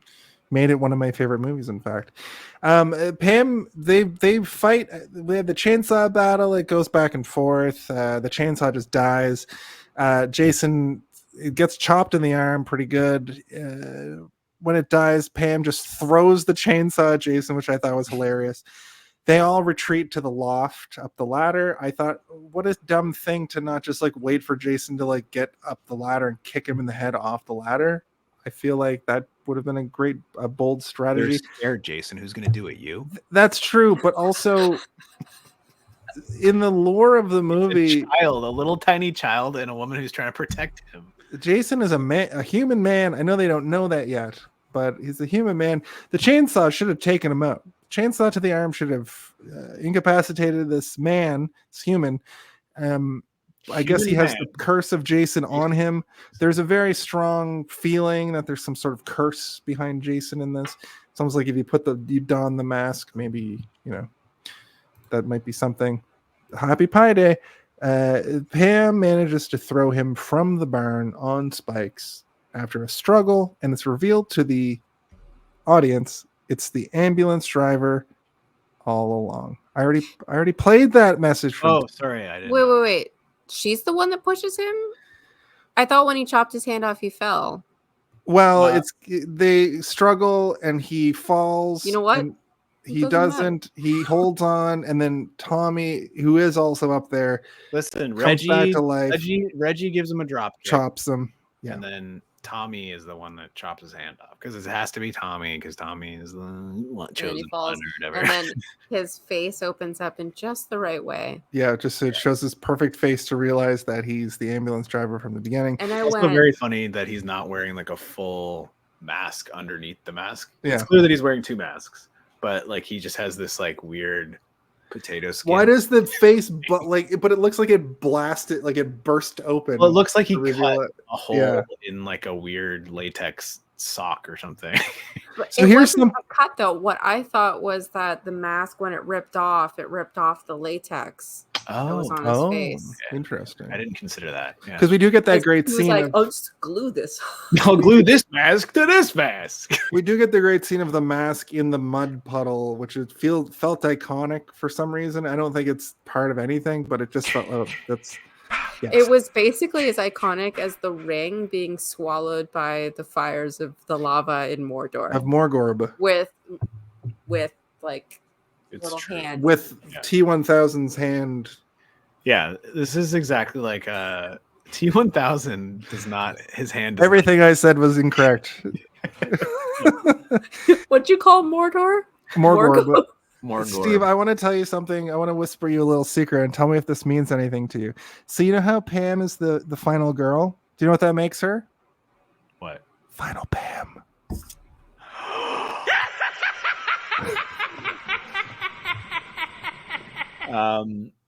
Okay. That cuts off so comically abruptly. I love it. Yeah, the final Pam. I know the final Pam. I'm familiar. Yeah. Is Also, her it- name is Pam. Yeah, and also Jason's mom's name is Pam. I wonder if they Yeah. did that on purpose or if it's just kind of like a. They must Somebody have done it did on that on They purpose. had to have The done director it on did not purpose. do that on purpose. But it only like No, has it had any- to have been on purpose. But it only has impact if it's actually Jason and it's not. That's the thing. Stupid. If But it maybe was they're just actual like- Jason, then it would have some sort of But impact. everything is a red herring because they meant Yeah. this movie to have way more meaning than it did in the end. This movie sucks. it means man. nothing. Oh, I guess Pish. I guess they used the Jason thing to cover up the kills, and then here's how I wrote out the end of the movie. But then Andy goes nuts and kills Pam, but then it was a dream. But then Jason lives and is in his hospital room. But then that was a vision.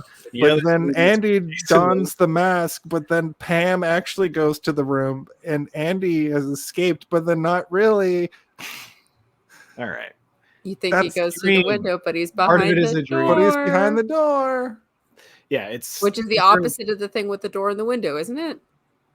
Yes, it's convoluted to the point that it's like it's like if cocaine was a person, a physical manifestation of cocaine. It's like and it somebody is the end of- explaining a story to you while they're on cocaine. This whole movie is kind of like that.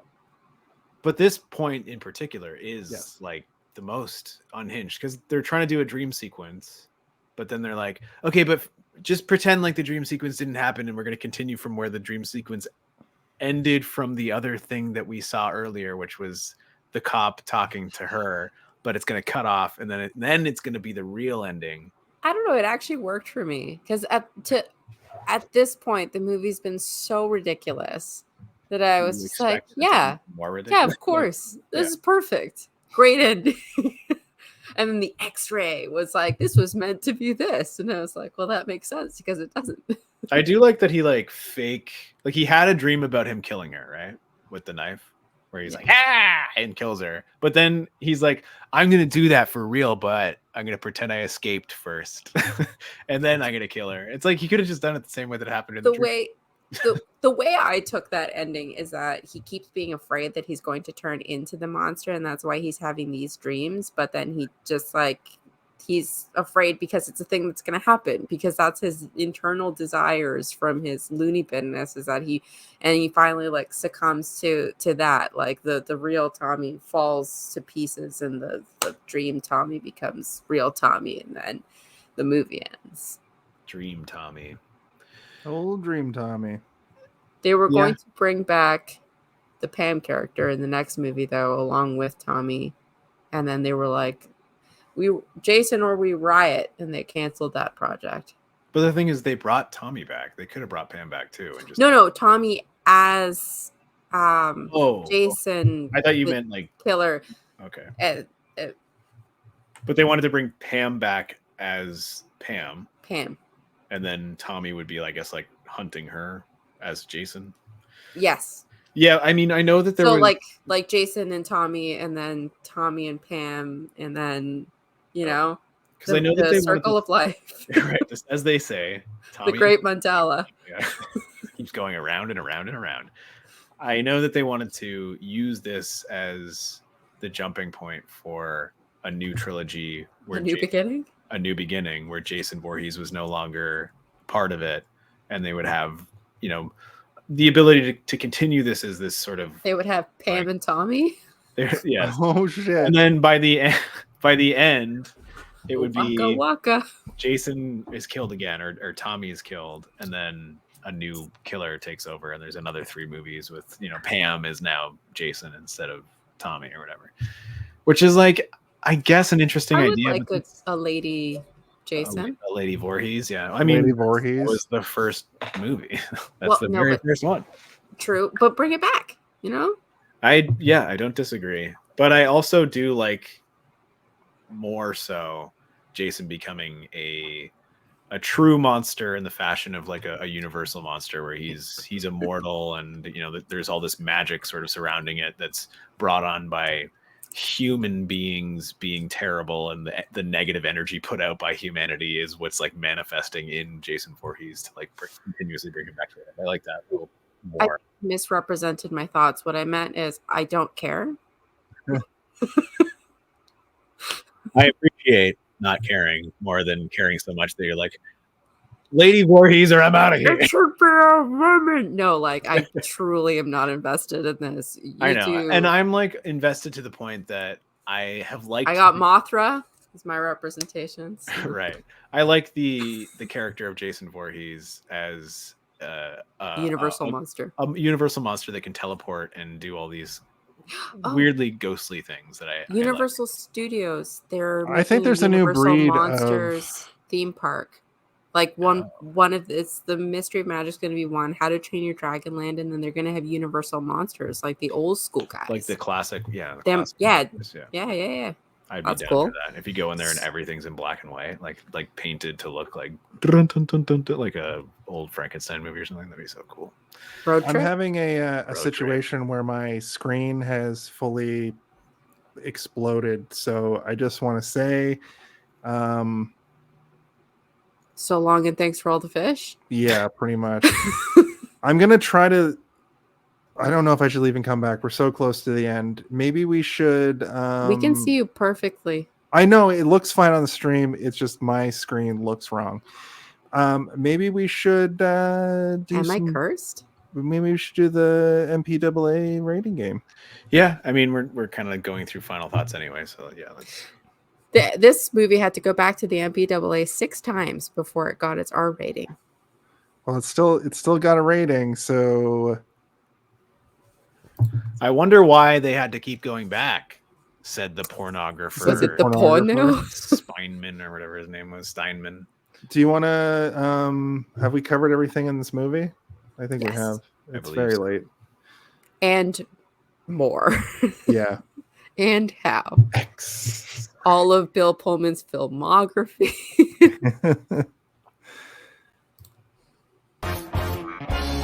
It's time to play Guess the MPAA. Game on the internet. Sorry, I think you kind of got jumbled. What? You sounded like a Peanuts adult. Welcome to the greatest game on the internet. It is, of course, the MPAA rating game. The MPAA rating is a certificate rating that the MPAA gives to every single movie in existence, unless it does not. It's a simple number that indicates that the movie has been rated. It's a 5-digit number. Oh, Tim says time for the best game. Of course, because it is. It is a 5-digit number.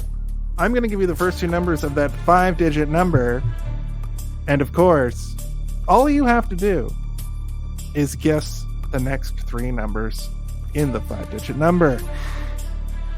This week's number starts with 27. The guest always goes first. So Noel, guess that number. 319. Higher. Steve. 950. Lower. Noel. 540. Higher. Steve for the final guess. 727. Ooh, can you hit that buzzer for me? Oh no, I don't have a buzzer noise. Fart noise. Oh god. Fart noise. Guys, you got this. No, wait. Fart. Damn it. The MPAA rating certificate number for this week was 27734.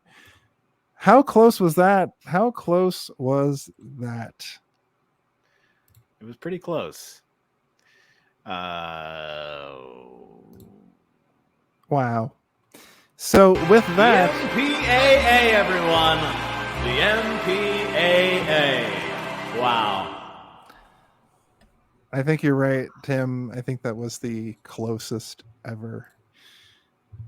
Okay, the guest should not go first because that's an advantage to Steven. How is it? He could just look it up. He could just look it up. Okay, any of us could just look it up, but we know we're not supposed to, so that we play the game. I think Jason just wants me to win one day. I do too. We need a winning theme. We need a losing theme. We need lots for this old StreamYard here. But why don't we talk about our final thoughts? Wait, don't we have one other thing that we need to talk about? I think we always forget about this. Yeah. But we really need to understand when this movie became a movie. What is the Home Alone If you of it had to all? pick one, What do you think the Home when Alone of it is all? the Home Alone of it all? Can someone please tell me when the Home Alone of I it really all gotta When's the Home know. Alone When of it all? is the Home Alone of What it all? is the Home Alone of it all? Now that's the Home Alone Home of it Alone all. of it all. This is, of course, the time in the movie that relates to the film Home Alone. In Home Alone, we all love the part where Harry and Merv attack Kevin McAllister mercilessly in his home. But luckily, Kevin McAllister has created a series of booby traps to ensnare, potentially murder these two men. It's a theory among us here at Hey Did You See This One that it's possible that most movies have a moment like this that you kind of go to see. Could be the trailer moment, could just be the third act. But in this movie, I ask you, I implore you, what is the Home Alone of it all? Once again, the guest always goes first. Noel, what's the Home Alone of it all for you? Can I go last? Fucking goddamn. Steve, what's the Home Alone of it all? Me? Okay. The Home Alone of it all is, I think, probably the moment when the two greasers are starting to act like Jason Friday the 13th characters, where they're, stranded on the side of the road and they start to just say a bunch of stuff that make you as an audience dislike them enough that you would be okay with them being murdered. That's when it starts, and that's when it kind of ends, because throughout the rest of the movie it's just that repeated over and over again. So that's my Home Alone of it all, I think. And to that note, I think similarly it sort of pops off when the sex pot couple goes into the woods and they have sex Certainly with each pops other off. and they pop off and that guy finishes in like 1 minute and she's satisfied somehow. That's how you know it's a porno. But literally the same idea as Steve's, like when the killing starts killing, the killing starts killing.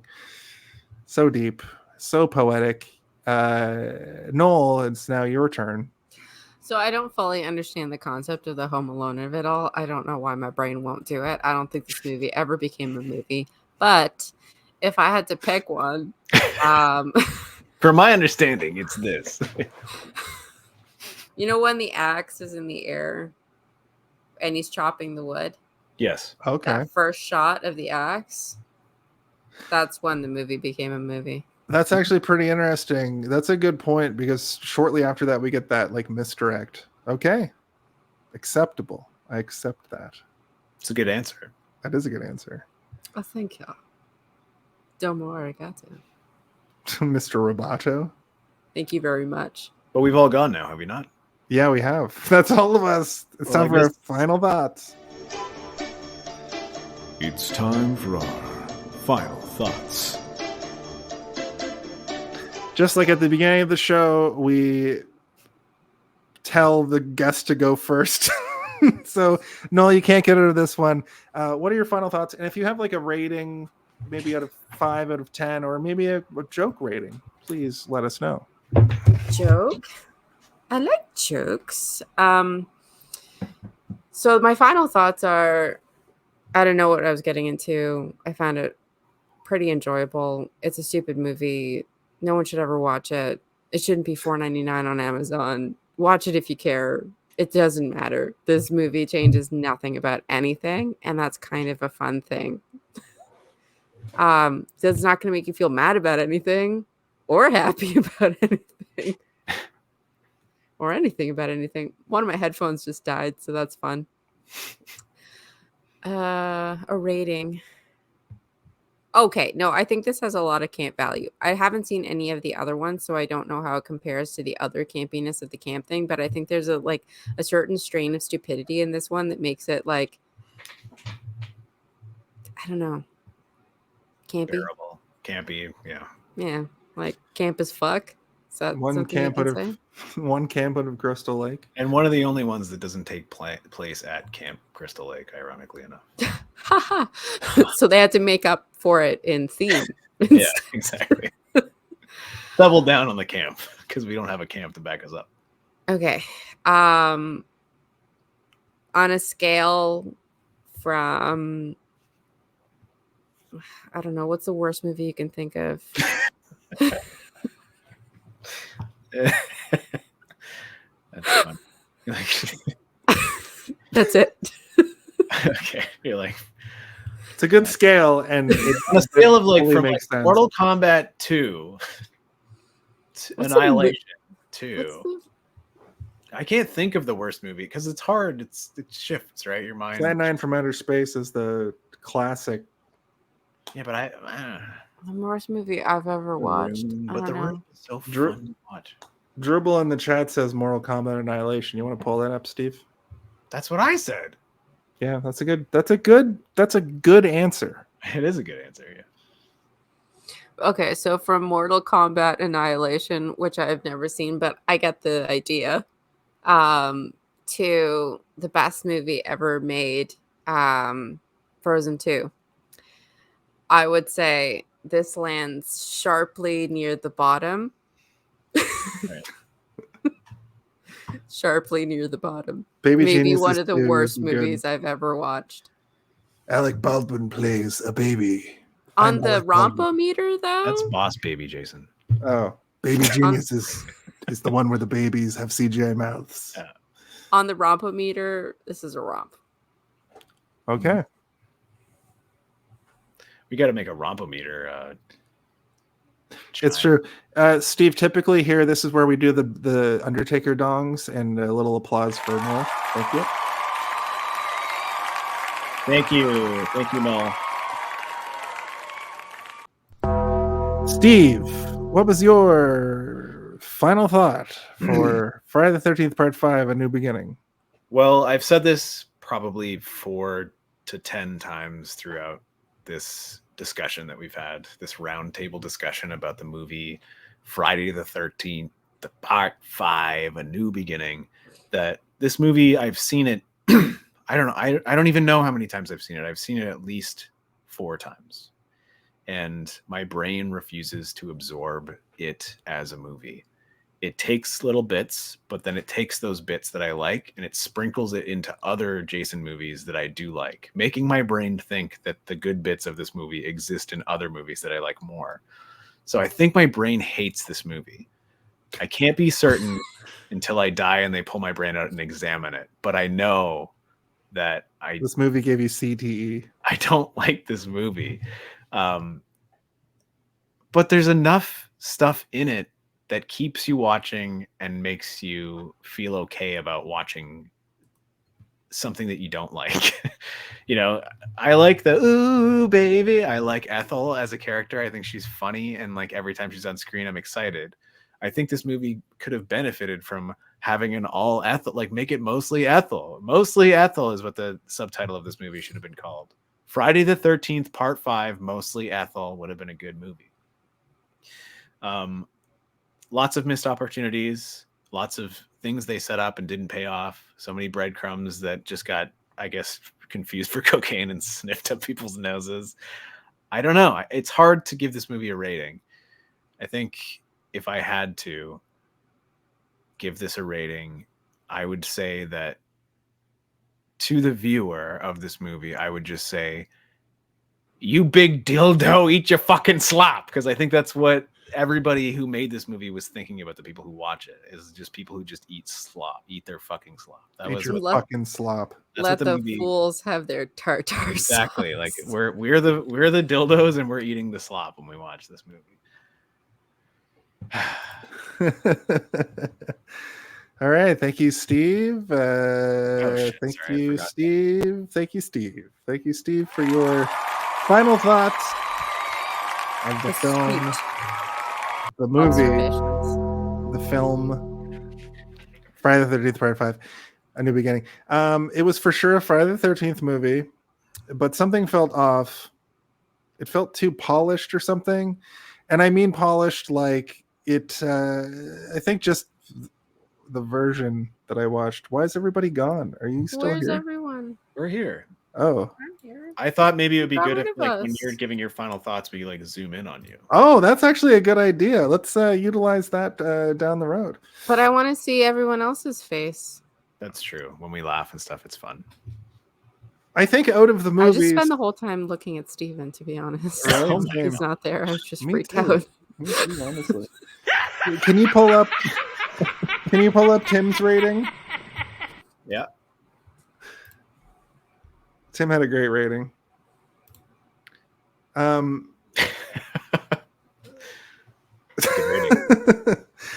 That's think great. I think out of all of the movies, it has the best pacing as far as keeping me entertained and wondering what was going to happen next.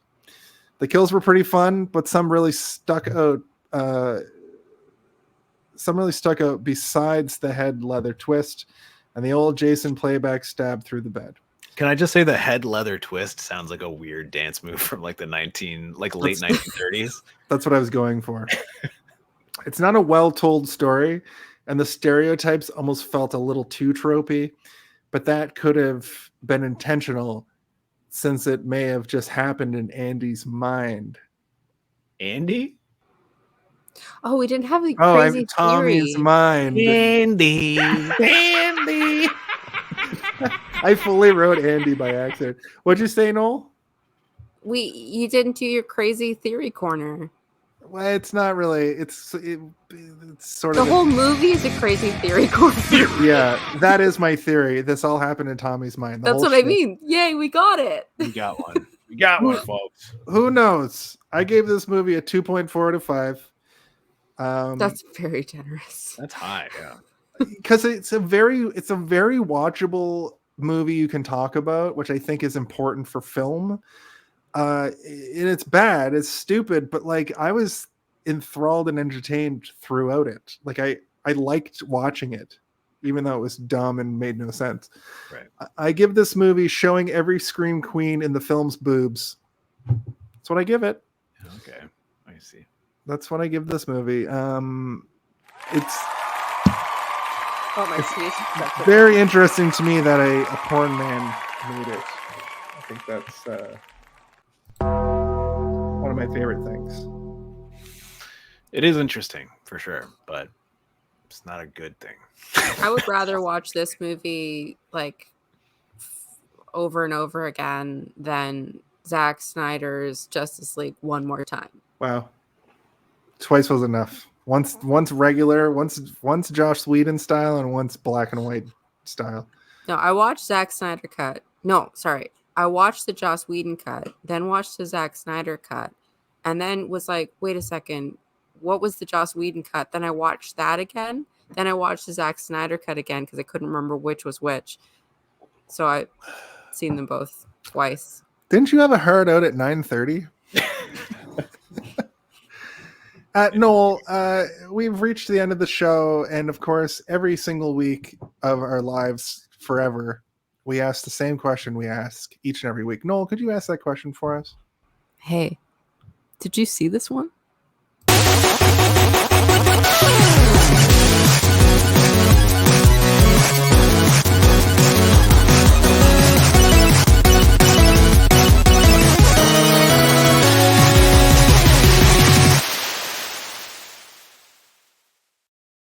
this. It makes me crazy that I don't. It's a still screen of Steve on my screen. I don't know what to do. I can't end the stream. I can't start the stream. I mean, I can end it, but I can still. Everything's going fine right now, Jason. On my screen, it looks great. Everything looks great. I know I'm being over dramatic. Oh, I for didn't effect. realize we were being over dramatic. Unlike everybody in this movie who was being supremely under dramatic. Am I right over here? Gee This whiz. fucking guy. Thanks for having me, guys. It was Yeah. fun. Thanks for It was a good coming. time. Chucky, Oh, did you like our anytime. guest today? No, he likes you. He likes Jason, you. did you like our guest today? Oh, yeah. He's nodding. He's nodding. He's Fart, did you like our guest today? nodding. Oh, Fart doesn't like anybody. Oh, he likes you He guys. likes you. He really does. He does. You like Oh,